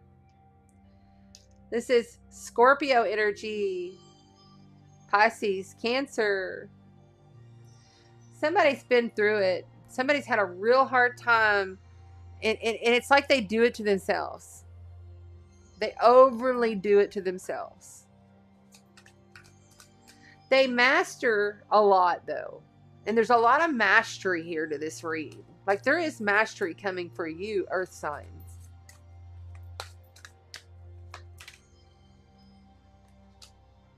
And you have the Star. The Star card is here. Oh my gosh, look at this. Oh, I have to zoom it in just a little bit, because that's an amazing ending to this read. Look at that. There we go. The Star is Aquarius energy, major life event, major arcana, the Wish card. Revolutionize this shit. Understand that however and whomever is in control here, it's all up to you and how you manifest. Look, you are being of service to so many people, Earth signs. If you would just open up yourself a little bit more, understanding it's going to take some more methodical patience and faith. This is the card of faith. This is the wish fulfillment card. But this is also higher consciousness, beautiful downloads coming through. You know, this is knowing, deep knowing for you in your personal life and for the world. On the bottom, you have the Queen of Pentacles. Well, there you are, Earth signs. There you are, right there. Look at that. All standing proud, poised, grounded, witty, wise, organized. In the end, it's going to take you truly understanding that patience and you seeing that this is how things are. In the traditional tarot, she's standing there and she's in the middle of those swords and she's got that blindfold on. You got to rip the blindfold off, Earth signs, and see things for how they truly are. And this youngster, this young student type energy, really wanting to learn some kind of like emperor energy. This could be like someone who is very on top of their game, but they can also be kind of obtrusive. Like, it's my way, their highway. And this could be upsetting to you. Stay in your faith. You will come out poised, because look at that. Holy cow. You've got 3 queens going on here. At one point in time, you were creating. You were moving and going and doing. You were creating, Earth signs. You were doing so much. But now it's time to ground that in and make it a reality. No more scattered energy. And if there's people around you that, you know, you're feeling like is making you come unglued, then that's time for you to teach them a little something. All right, we are also going to pull a Lyran card oracle for you to get a little more clarity. Calling on the Lyrans, please. Calling on the Lyrans. Hello, there it is. Thank you. Tones go off in my ear if you wanted to know. They're asking in the replay. Or maybe it's one of you. 28, Mystery School. Curiosity opens up advanced awareness. Go and just check out some mystery schools. Wouldn't that be fun? Like literally just dive into something that is of esoteric, of ancient wisdom. Dive into it a little bit more. Something that you've like always been interested in that you've never done. Whenever we ignite something within ourselves that we have never done before, it always ends up producing some kind of a different reality had we not. On the bottom, you have a central heart for Leo season. Rules the heart. Leo season rules the heart. Partnership, soulmate, clarity, and the heart guides. This person that you're dealing with is meant to be there. Even though you have your troubles. Trust. Trust in your partnership. Trust that you're able to rise your frequency and they will meet you there. Don't bow your frequency to anybody. Also, we are going to pull from the Mystic Martians deck for the beautiful Earth signs. Come on now, let's hear it. Who are we going to hear from tonight? You got the tall whites. You know, you're not being trusting. So these guys here, they're kind of wishy-washy. They're not really sure about their future. They don't know which way to go. They flake. They're not, you can't count on them. But guarded about it. Like, won't open up. You know, hold stuff close to the vest. On the bottom, the Talchetans, you got resilient, bold, and sassy. So you have two complete opposite. The Taigetans, there they are. Resilient, bold, and sassy. You know, they're the warriors. They're going to come up and they're just going to take control. This is Aries North Node, South Node in Libra.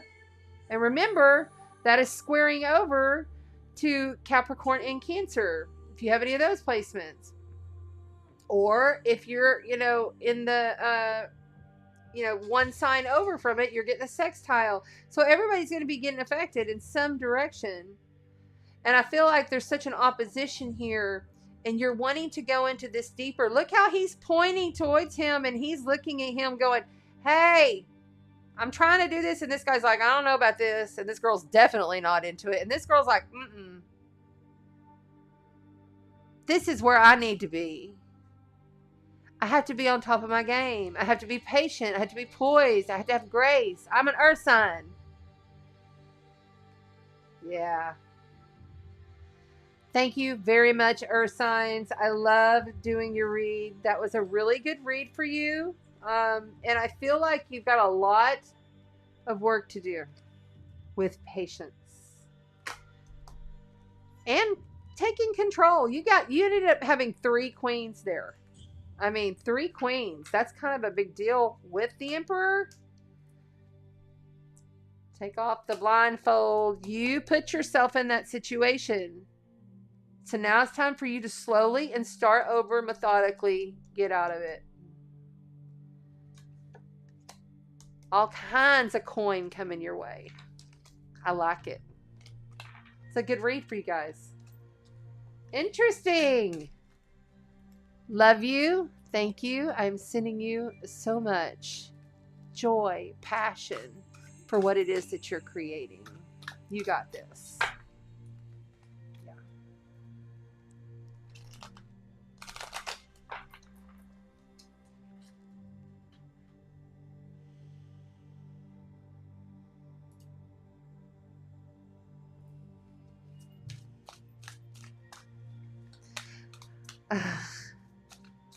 Hi, Christine.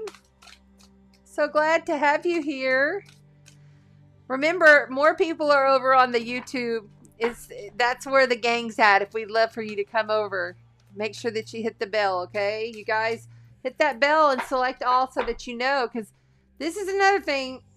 I think I'm going to be starting to go live at different times than just this, because I won't be live this Tuesday, and I think it's going to end up where I'm just going to have to do it as I can. Plus, I'm about to start bringing on guests. So that's going to be fun. just having conversations with people and bouncing off. I did radio for many years and I really loved it. And I'm going to try to pull in, just I've had this idea for this little show I want to do for a while, and I think it'll be fun. So, okay, thanks to the earth signs. Now we are on to, is it water? Was it water? Let me double check here.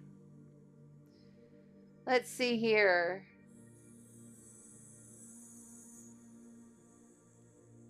Okay, moderators. Remember, as I go and I get deeper in the channel, I get a little high, so I need you guys to kind of stay on top of me and tell me what is the next element. Let me see here. I think it's water, but I know something was said.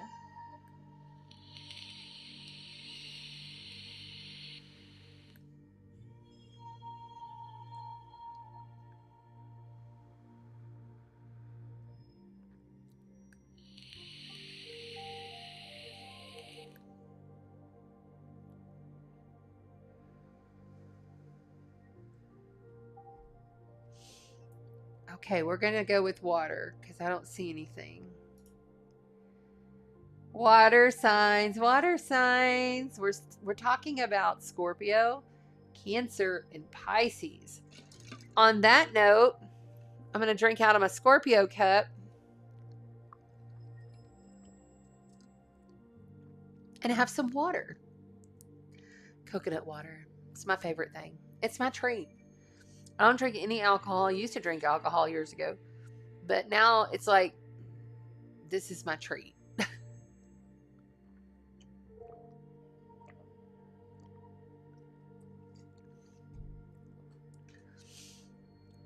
Thank you, Donna. I appreciate it. Maddie says, my son is a Virgo, sun, moon, ascendant, and Saturn. Woo! He was kidnapped this time last year, and I have not seen him since. Oh my God. I'm so sorry I even laughed. I didn't get that second sentence. My son is also a Virgo moon and a Virgo rising, and the moon and the rising are conjunct. My God, I'm so sorry. I don't know what I would do, that's horrible. Yeah, Virgo energy, sometimes they have these really horrific things because they're opposite of Pisces. My son has Saturn in Pisces. That's a real hard placement to have. He's having a Saturn return right now. And he's had trauma after trauma. We've been through a lot. But hopefully we can find your son. Wow. I don't even know what to say to that other than I love you and I'm so sorry. That's tough to get through. Everybody, we send love, light, and healing to Maddie's son.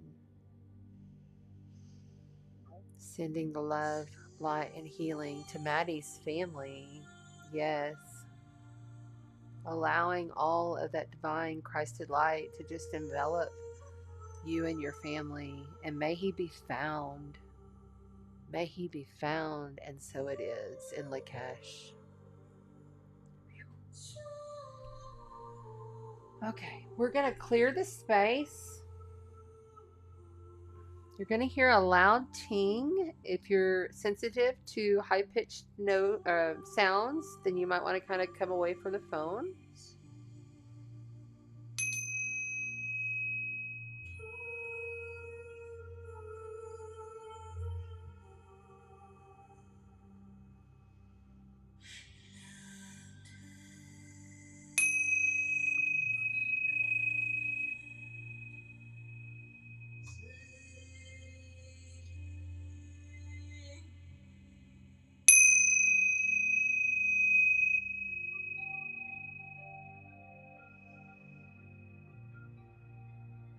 Yenoku ki mu shikai une kiru nai shimo nai. In the water signs, you know that all you have to do is find the pearl. Find the pearl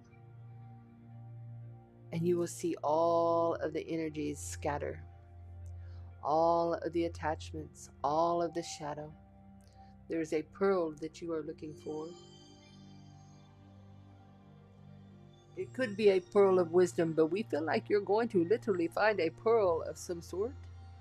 And that is going to ignite something in you. You're going to see it. You're going to know it. When you see it and you know it, you will know it. All right. Now we are going to use a brand new deck to this show.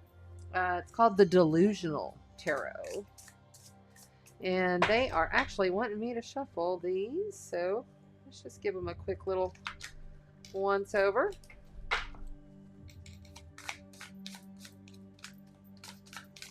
Scorpio, Pisces, and Cancer. How you doing? Scorpio, Pisces, and Cancer, Sun, Moon, and Rising signs. Scorpio, Pisces, and Cancer, Sun, Moon, and Rising signs. These cards are really flipping, and they want to speak. I can feel that. There it is. The High Priestess. Major life event, major arcana card.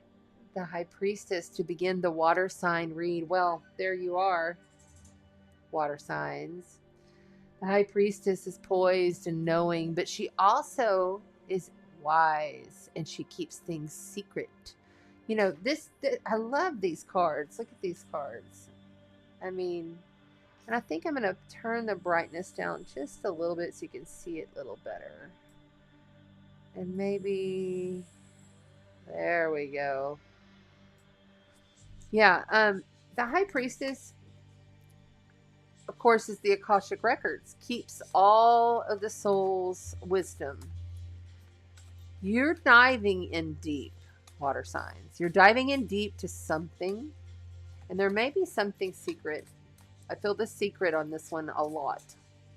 Like there's something unknown. Or something that's like not being brought forth. The Eight of Wands. So this is really fast moving energy here. Okay.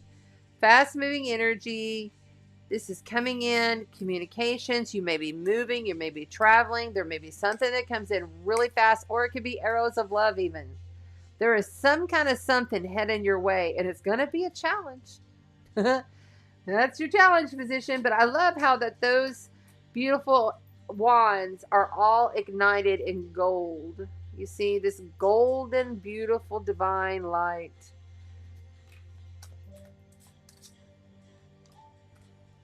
And followed by major life event, major arcana card, the Fool. Okay, so the Fool card is going to initiate. And it's time to initiate. It's time to start something. You have to take a chance. You have to take a risk on this. Coming in from the outside, there is a Queen of Wands, poised in her passions, knowing that her drive is her hive. Somebody coming in from outside of you could be an Aries, Leo, or Sagittarius. This could be an Aries. This could be any of the water signs. I believe this is you, actually. Yes, thank you.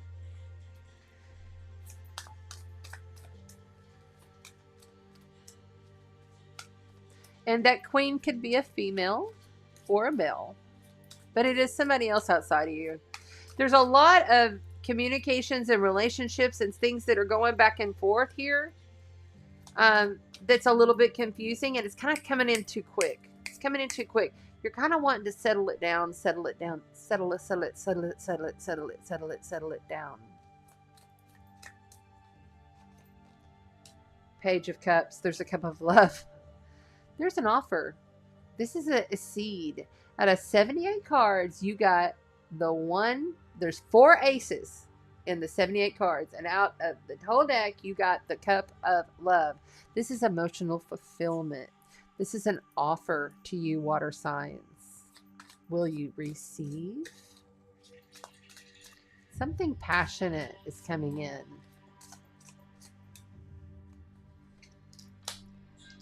Holy cow, the Magician.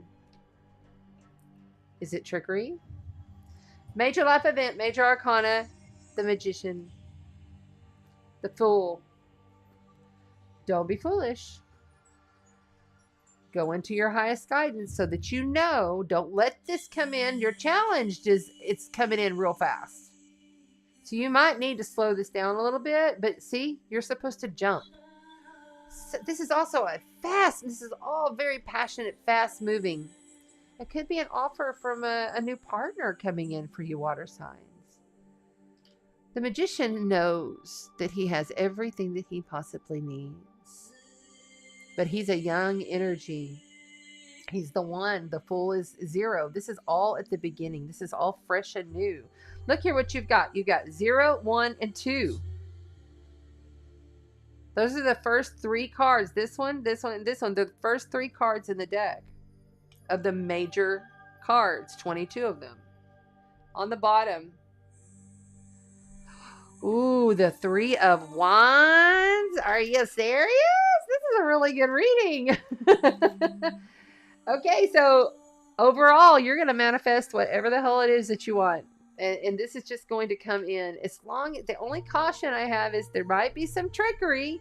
It might not be like purposeful. It's just like withholding kind of stuff. Watch out for that. Why? Because you were patient. You were poised. You didn't settle for less. So therefore now, this is attracting. Law of attracting. This is Venus energy. Law of attracting. I magnetically bring in what it is that I want. Because I know that I am creator. I know that I have that power within. This is you, water sign. Congratulations for finally figuring it out. All right, we're going to also pull from the Lyran deck for you guys. Whoa, that popped quick. And it looks like you got 2. So you got the flow, which is surf the polarities of consciousness. Look at there's the turtle. Where's that turtle at? There he is. Earlier, if you're just joining, we had the turtle medicine come in. Look at that. And then I actually looked all of that up. It's slow, methodical, but it's also, think about it, it's like Mother Gaia.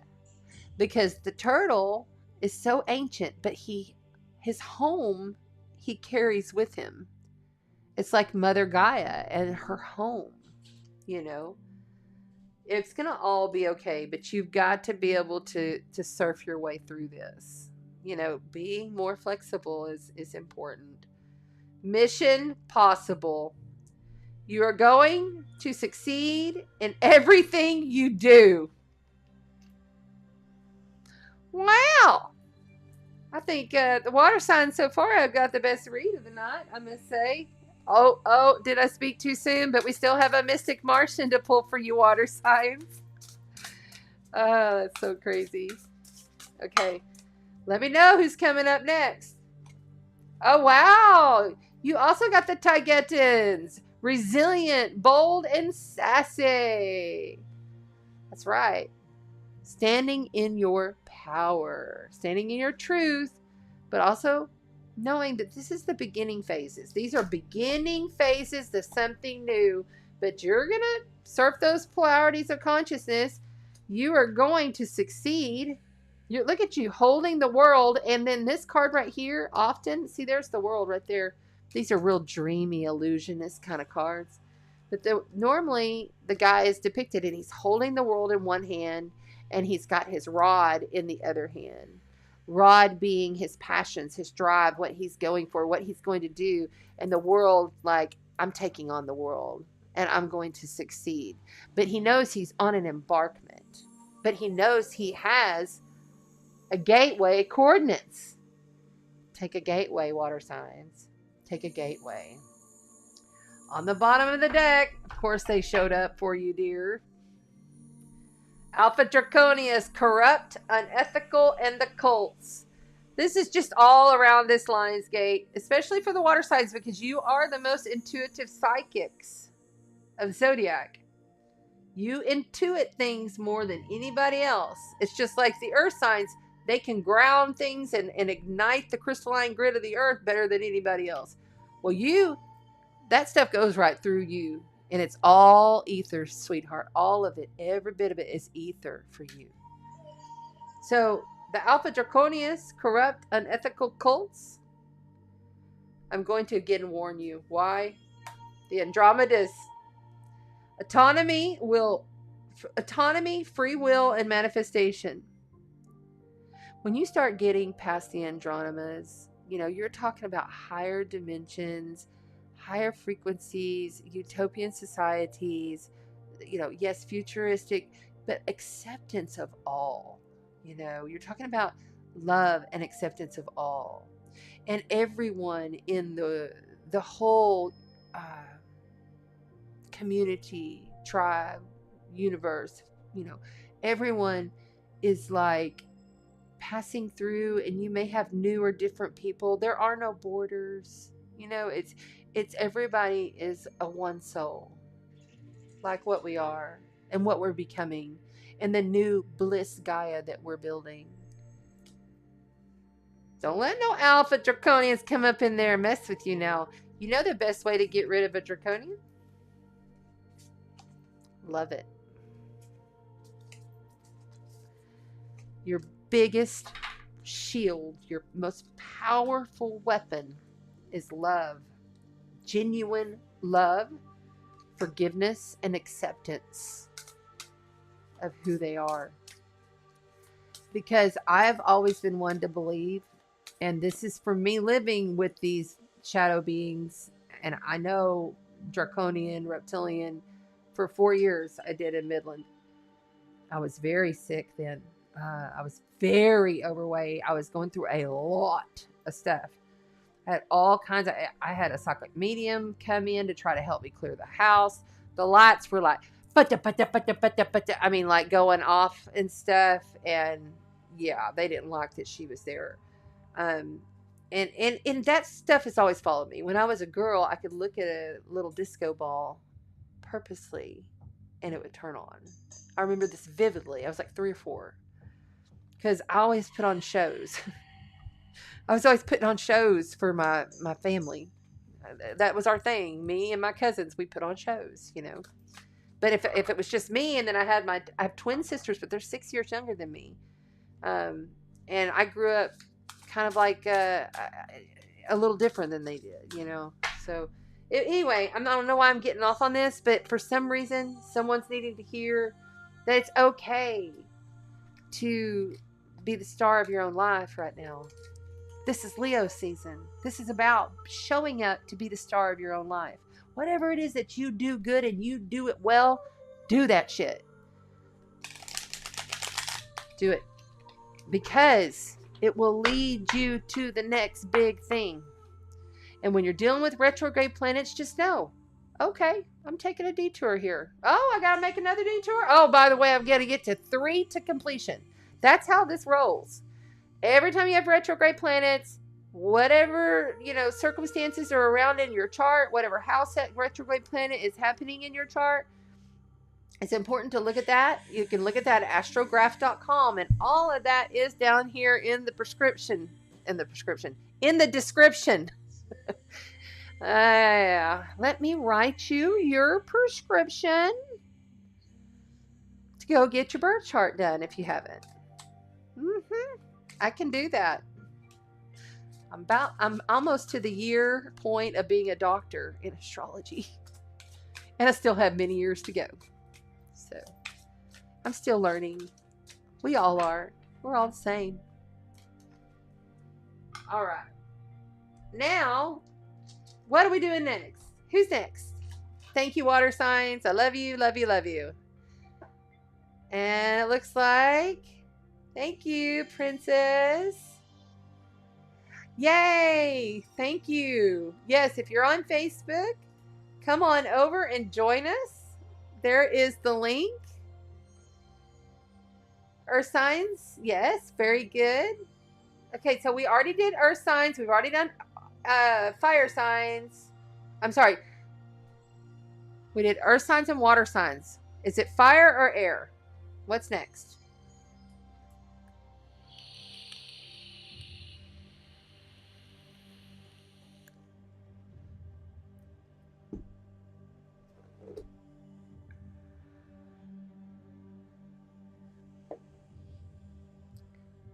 I will tell you this.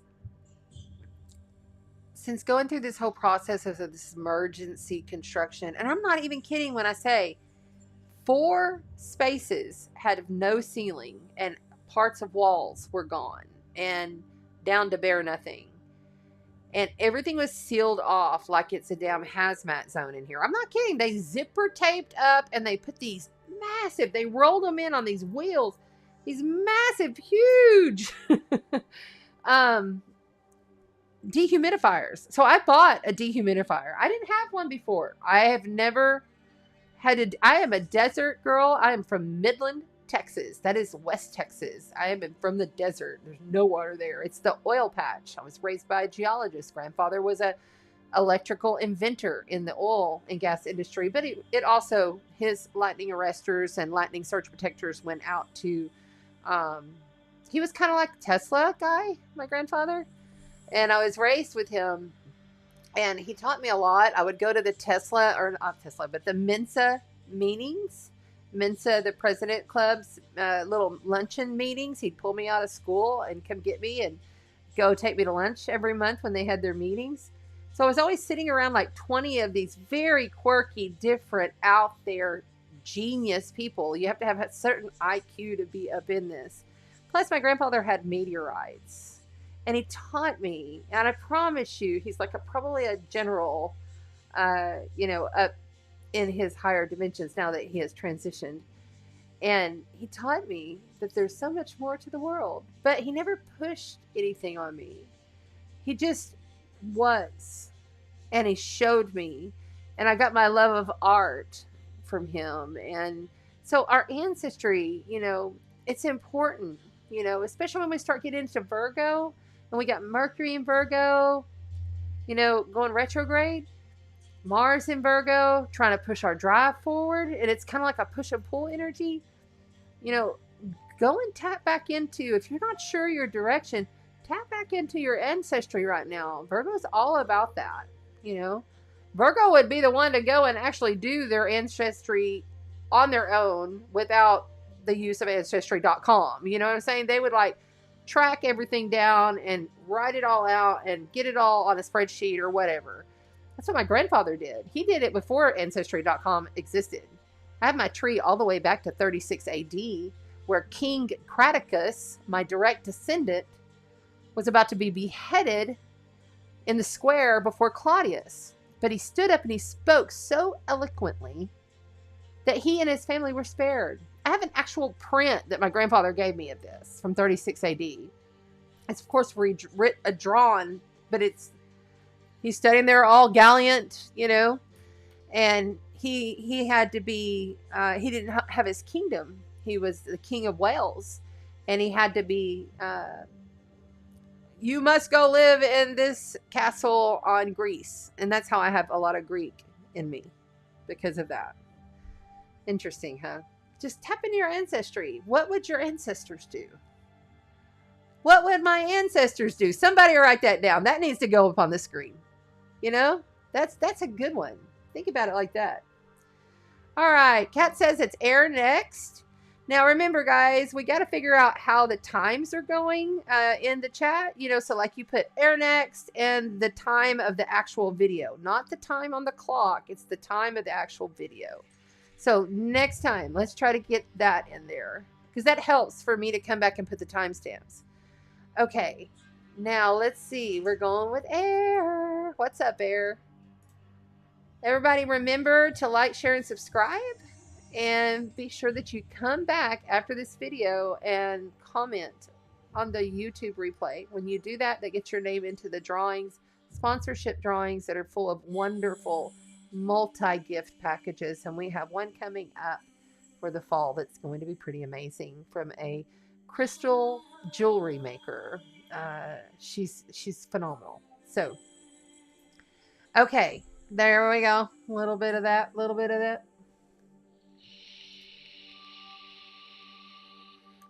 That's right. Midland, Texas. We used to go catch horny toads. And we had Roman candle fights in the mesquite bushes. I've ridden a pump jack a few times, literally. I've ridden a bull. Not like out of the cage or out of the chute. Excuse me, let me say it right. But I got on that bull while he was in the, and that was, woo! I only stayed on there. I didn't make it 8 seconds. I sat down. I was like, whoa, he's moving. And I got right out. But yeah, I was raised very West Texas. But I did a lot when I was there. I raised my children there after the Navy and went back there. And that's where my family's from. But I came down here for a radio gig. I was in radio for 15 years. I did radio there. And then I came down here, morning show radio. Co-host here at the Beach 96.5, and that was fun and it was wonderful, but it wasn't the path. And that was when I dove into my studies and my astrology, and I really kind of just switched everything up. Brought back my tarot, because I'd been reading tarot when I was a kid. So a little bit of my background for the new people in the house. All right, air signs: Aquarius, Gemini, and Libra. You get the dragon cards. It's your turn for the dragon cards. All right, here we go. Aquarius, Gemini, and Libra. Oh, my nose is itching. Big time, all of a sudden. Hi. The Fae. You need to be calling on the Fae. Fairies. Fairies are here for you. Queen of Swords. Well, there you are. Air signs, Queen of Swords, standing proud in your chute. Look at that. A little over. I feel like that you guys have been a little overly emotional about something for some reason. The Knight of Pentacles, this is a very slow, methodical knight. Knights always bring in communications, knowledge, but oftentimes when they come in and you get the knowledge or you meet them, they turn around and leave. They're not there forever. It's kind of like, and you're facing them. You're like, why are you not sticking around more? But it's taking them time. And that's your challenge. This other energy here is taking time. It could be a person, but could also be just something you're waiting to hear. And you're emotional about it. Eight of Swords. Boy, that one came out the last time with this deck. Again, this is for you, air signs, Gemini, Libra, and Aquarius, Sun, Moon, and Rising. You must look past your struggles. You must look past all of the trauma. Every one of these swords is in representation of something that's hurt you, something that you feel wronged on, something that you did wrong that you regret. All of this is suffering, challenges, okay? It can be removed. It's up to you. This is the up to you card. You have to do it. Coming in from the outside of you, you got some toxic shit, girlfriend. This is some bondage. This is something that I kind of felt like you were like waiting on this person, but they're not coming in. But then right now you're feeling stuck, like you're not getting where you want to go with this, whatever this situation is. There's some toxic energy coming your way. It's coming in from outside of you. This is the Devil card. Major life event, major arcana. Now, this right here is feeling as though something is off, something is wronged, something is toxic here, and it needs to be released. The Devil doesn't show up in the outside position because it's part of what you're doing. This is someone else outside of you.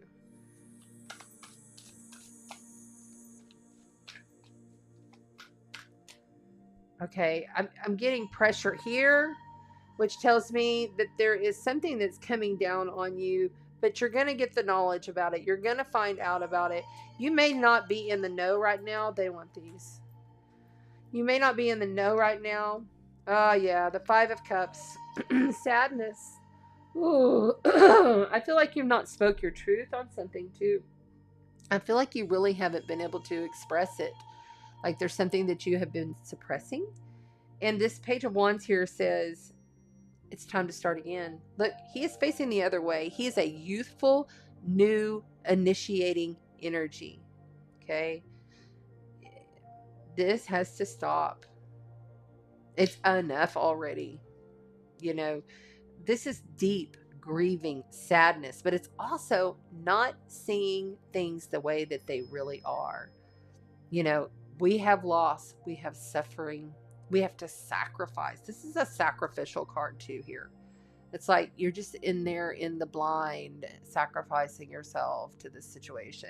And it's just like energy vampire draining your shit. Literally. Draconian coming in. Literally. If this is resonating with you, I want you to message me because I have a meditation I want to send you that will help you to unhook this energy. And I will also give you just some free voice channeling over Messenger, because I feel strongly, whomever this is resonating for, we need to do a little work. I'm sorry for your pain. Yeah. The Tower card, you know, all of this is leading to a apex. All of this is going to make it where you have to start all over, start fresh, start clean. But once that process is through, you're going to feel so much better for it. Why? Dang. So you got major life event, major arcana, the Tower card. This is Uranus energy, is also Scorpio energy.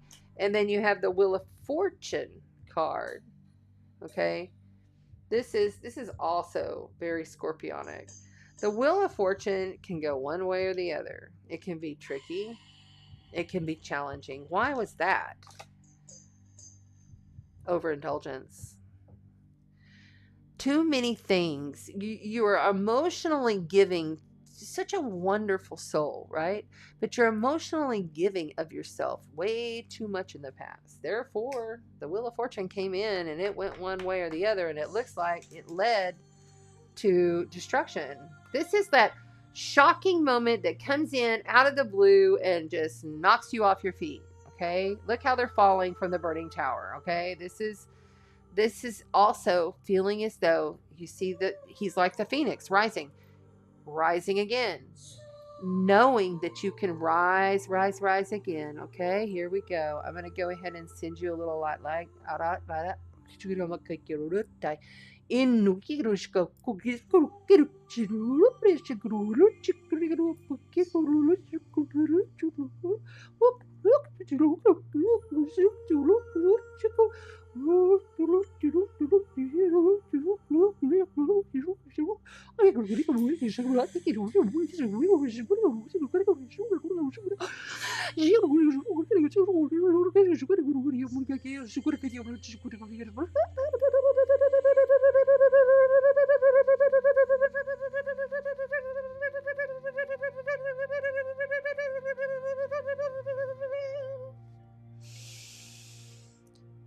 Yeno shiku mokino hanai Yendo shuko mokinai ku shina hana unaki hu hanaki hun. Release all of that shit. It is gone. It is gone. You must understand these things are happening because you chose this shit. You chose it. Now here it is. What are you going to do with it? We're going to pull for the Lyran deck for you.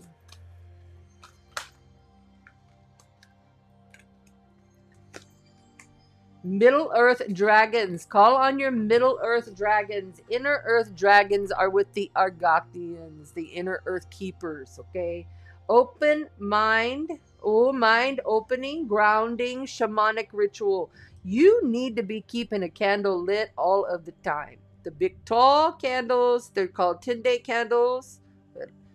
You need to be anointing it with oil. You need to be doing prayer. You need to be sending light codes to the person who's wronged you, to the dark energy and the situation that's gone through. You need to be doing it morning and night. And you get yourself a little bit of roses, rose petals. You can get yourself some rosemary. You can get your little sage. And you just little bitty. every day, anointed 3 times. Send the love from the heart. Find the smile in the heart. Send it. Send it. Send it. Call upon the dragons and the Argothians. Look up the Argothians. On the bottom of the deck, planetary cycles. It's closing cycles, completions, moving forward, honey. We are moving forward. This is a new earth we are building. This old energy is so lame. Let it go. This old stuff that you're carrying, the baggage, the bondage, feeling trapped, it's got to go. Keep on. Now we will pull from the Mystic Martian to close the air signs. Those cards flew right out of our hands. Okay, with these, this is how we do this.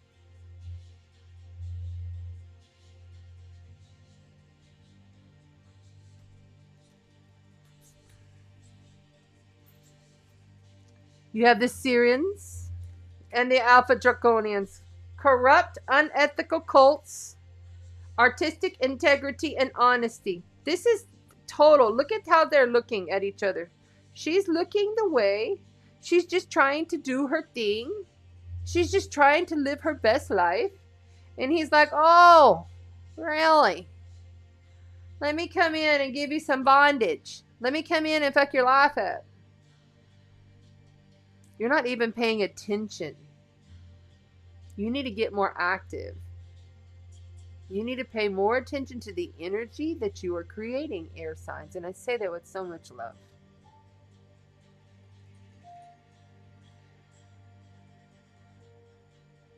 Everyone around you needs to have integrity, and they need to have their authenticity in check. You may need to be the one to convey this information, because otherwise it's just going to continue and continue and continue, and you can change it. Right there it says mind opening, grounding, and shamanic rituals. That's handling the mind, body, and spirit. Okay? And the Middle Earth Keepers with the Argothians will help you through. Thank you to the air signs. I am sending you so much love. So much love. So much love. And for some reason, sexual liberation want to come out. Libido, artistic projects, romance, and union. If you're wrapped up in something that's just all about the sex, it will come crashing on you. You will be crying and grieving over it. It's time to be authentic and real. And remember, your sexual energy is important and it's sacred. And when you share energy with people, you take that energy with you. Mission impossible. Third eye 333. Look at how these are coming out for you. Galactic victory is there. Immaculate conception may just come along. You never know. A time of positive transformation. But you got a while to get there. You got an extra little bit of love because you got the Devil card with the 5 of Cups and the 8 of Swords. It's going to come slowly. You must be patient through the situation. Don't lose your shift.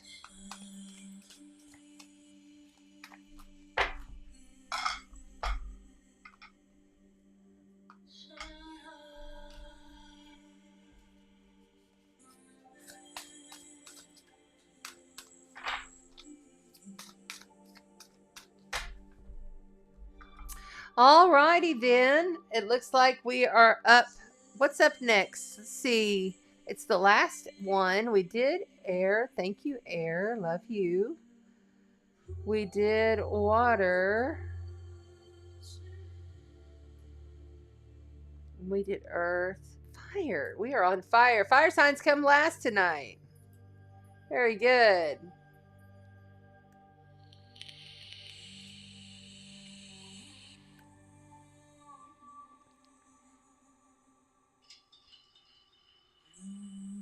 Yes, Princess. She's like, yes, yes, yes. West Texas girl. I'm glad you love it. Yay for being here. Thanks, guys.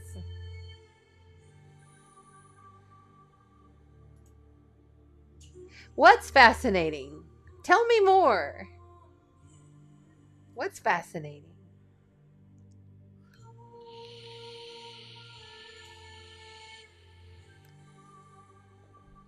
All right, fire signs. Let's clear the space.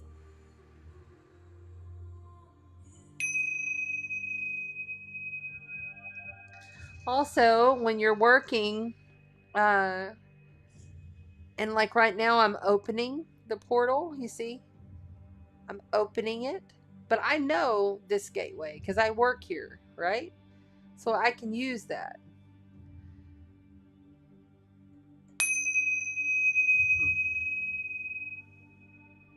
These tinctures just clear everything. I love that sound. One more good one. Always in threes.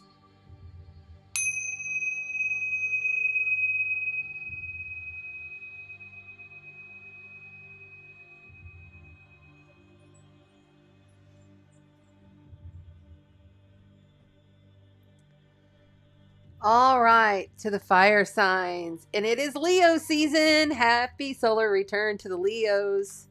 Happy solar return.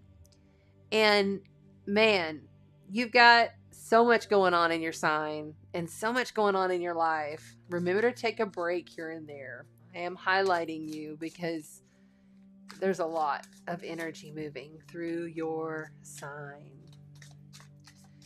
Aries, Leo, and Sagittarius are fire signs, our passionate drive, our creators, our deep belief thinkers, our lovers.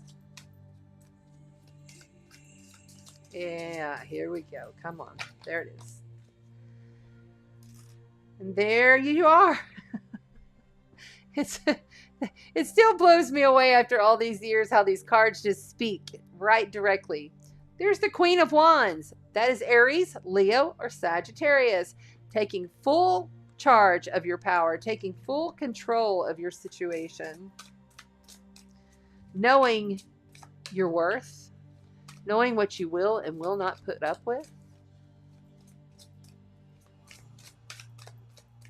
That's it. And you have the Ace of Swords. Wow. Oh my. In a challenge position. Woo. Okay. Something's having to be cut out. Yes, this could be a fresh new epiphany or an idea, but in the challenge position, there's something you're needing to release, let go, cut out. It gotta go. Cut the cord.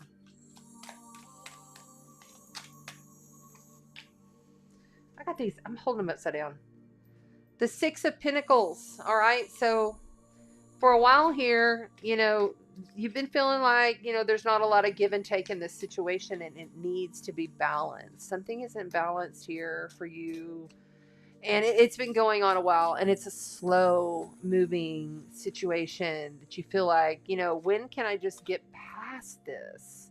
Well, you're going to get past it when you literally do the shamanic work, when you literally sit down, hold yourself in ritual, honor yourself, honor who you are, bring in all of the Christed light, bring in all your guides, your team, the dragons. You can call on my dragon, Anna. I don't know where she's at. I haven't heard from her in about a week.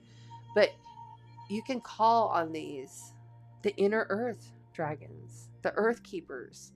And they will assist you with any kind of ritual so that you can get your life balanced out. It helps because you're putting your intent into something.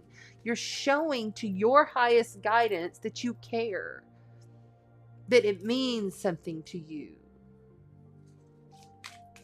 Fire signs. Ooh, the Knight of Cups is here.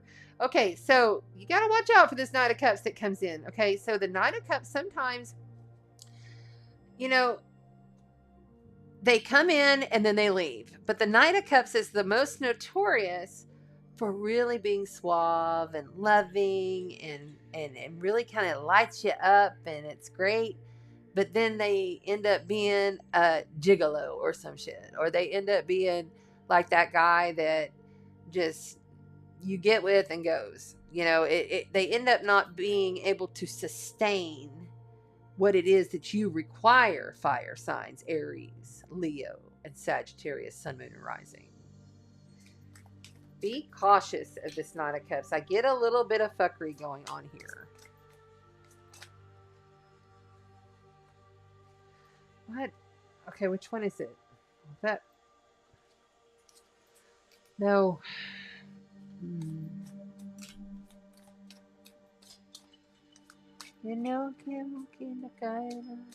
I'm getting a lot of head pressure here, like in my cranial here.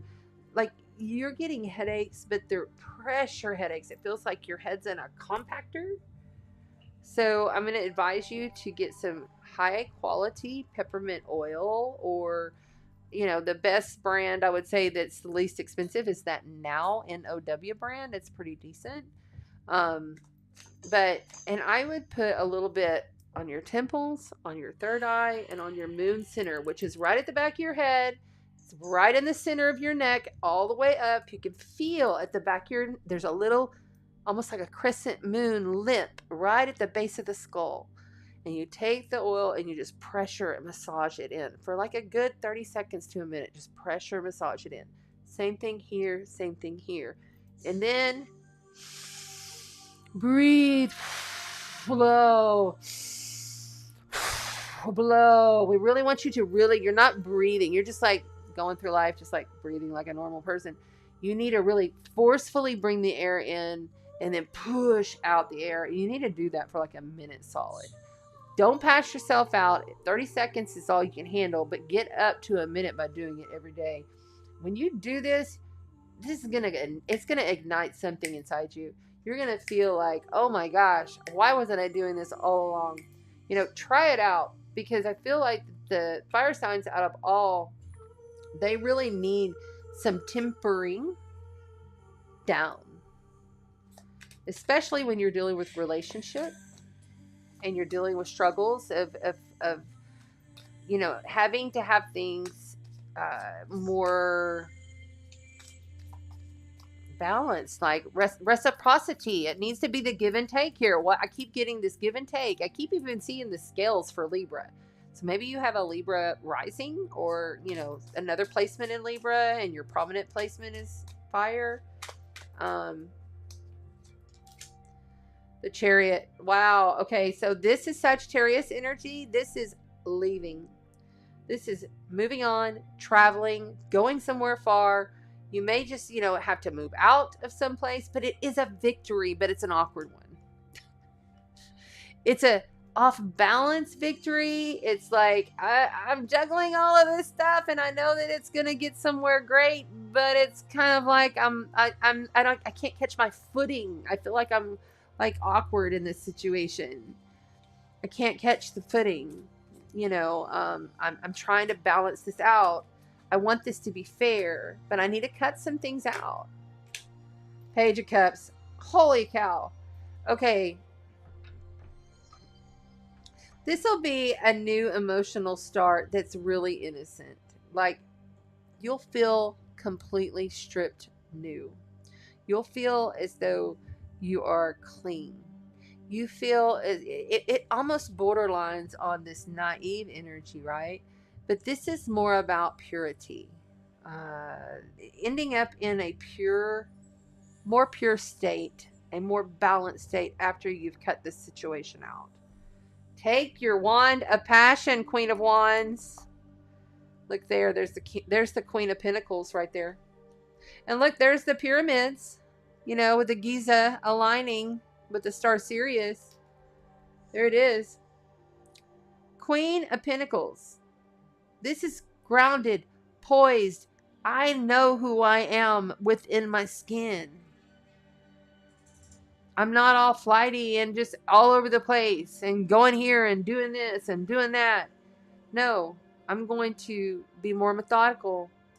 I'm going to be more practical about things. I'm going to pay attention. Why? Because of that Knight of Wands. Look at that. You've got a Knight of Wands, you got a Page of Cups, a Knight of Cups, and the Queen of Wands here. Got a lot of people that she's dealing with. You know, the Knight of Wands, he's the straight up, most suave, handsome dude, makes you laugh. She is witty and funny and sexy. You know, it's that kind of person, but they end up leaving. And then you're in power, sitting on your throne, bringing in your money. This is a money card, honey. All right, let's see for this Lyran deck for the fire signs. What do the Lyrans have to say? There it is. Waves of inspiration, dedication, stamina, energy. This is new energy. See, this is brand new energy. It's youthful. It's pure. What else on the bottom? That's totally you, fire signs. Cellular upgrades. Listen. Step back. Review the situation. Really be the observer to things. Learn from the surroundings. Slow it down a little bit. This is new and it's pure after the cut. Be cautious of any kind of trickery, offers of love. This is like a wish fulfillment love card. It's like, hey man, come on, let's go do this, and blah, blah, blah. And then we ended up having sex and then bye. Be careful about that. Cellular upgrade. And it can be the same thing with your energy. Okay, thank you. And that's coming from the Lyrans. Okay, they don't talk to me much, but they're saying it could be someone ciphering your energy as well. Color spectrums, self-expression, movement, letting out your emotions. That's the other thing. You fire signs, unlike anybody else. No, maybe not so much the Leos, but the Sagittarius and the Aries. A lot of the time, what you do is you just shove down your emotions. You just sweep them under the rug and keep on moving. You just got to keep it on moving. So then the next thing you know, you've got a big ball of emotional energy underneath your rug and people are tripping over it, you see, because you stuff it all down instead of expressing it. They're saying song, and that's coming through my night side. Song, sing songs. You don't have to sing perfectly. You just sing. You let the songs out. You let them move through the energy. Move the energy. Move it. Static dance. You know, do something. Just move your body. Have fun. Move around in your house or go swim. You know, take a swim somewhere or something. All right. Now we will get the final card for the night, which is going to be the Aliens Mystic Martians deck. Mystic Martian, something's got to get cut, and you need to be paying more attention to your intention and how you're doing things. Something's got to go, though. I also just heard, yes, we know that you've already been cutting out a lot, but this is a specific type of person offer. I don't feel so much it's a situation. It's a person you've been dealing with. You want something fair. It's not coming fair until you leave the situation behind and cut it. You have the Chariot underneath the Ace of Swords. Slice it. Gone. And you have the Syrians here to help. Artistic integrity and honesty. Opposite the Argothians. Hello. I knew you guys were here. Manifesting, multidimensional perception and attunement. Okay, so the Argothians, there's two very large Argothians that watch over my son. And I've seen them twice. And then Julie Severn of Mind, Body, and Spirit also saw them. And These are very strong. They are very dedicated inner earth keepers. And they will help you if you have like any little attachments somewhere in your field. And we're feeling your head. Okay, so sorry, this fucking thing. Okay, so we're just going to remove those for you right now. We're just going to remove that. And you see, we're going clockwise. When you go clockwise, you're closing it. You're closing it. Ooh, my face is tingling. You can do this.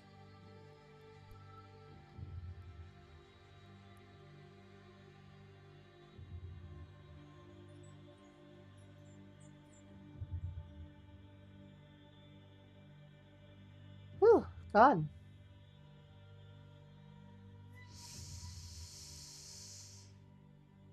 Feel the lungs all the way to the tip top. Blow it out 3 times. Minimal. The Agarthians are here to help you, my dear. You're very multidimensional and you know it. Look, you're getting upgrades after upgrades after upgrades and you know it. So don't let fuckery come in and ruin that. All right. Thank you to the fire signs. I love you guys so very much. This has been a lot of fun, hasn't it? It has. Oh my gosh, I'm so happy.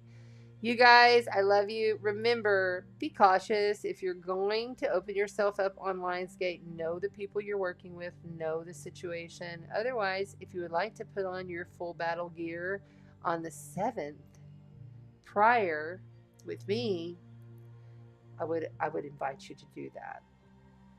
Just blast the light. Blast your heart. Your heart is so powerful. It's the most powerful thing you have. All right. Don't forget to like, share, and subscribe. Thank you to all the groups that allow me to come in here. Thank you to the moderators. Thank you to everybody here on this live and on the replay. You mean so much, and you are so important to this collective shift. We're building a utopian society for the generations to come. And we're the ones doing it. We really are doing it. So I love you guys. Thank you so much. Yes. Yes. Very good. Very good. All right. Thank you. Yes. Thanks for being in here and helping out. Hi, Julie. I see you there now. I get in the chat and I miss you guys. There it is. Hi, Jen. So glad you're here. I will not be live this week on Tuesday. I don't know when I'm going to be live next. I've got a lot of situation going with this. Like, we're going to have to leave the house for a night or two. I'm thinking. I'm not sure. So we're just going to stay flexible. And that's kind of a big thing for me to do, but we're going to do it. So I love you. Have a beautiful week. Walk in the light and spread the sparkle. You are in control. Command and demand the energy to be as so you wish it to be. It's a knowingness. You're the God spark. I love you. See you next time.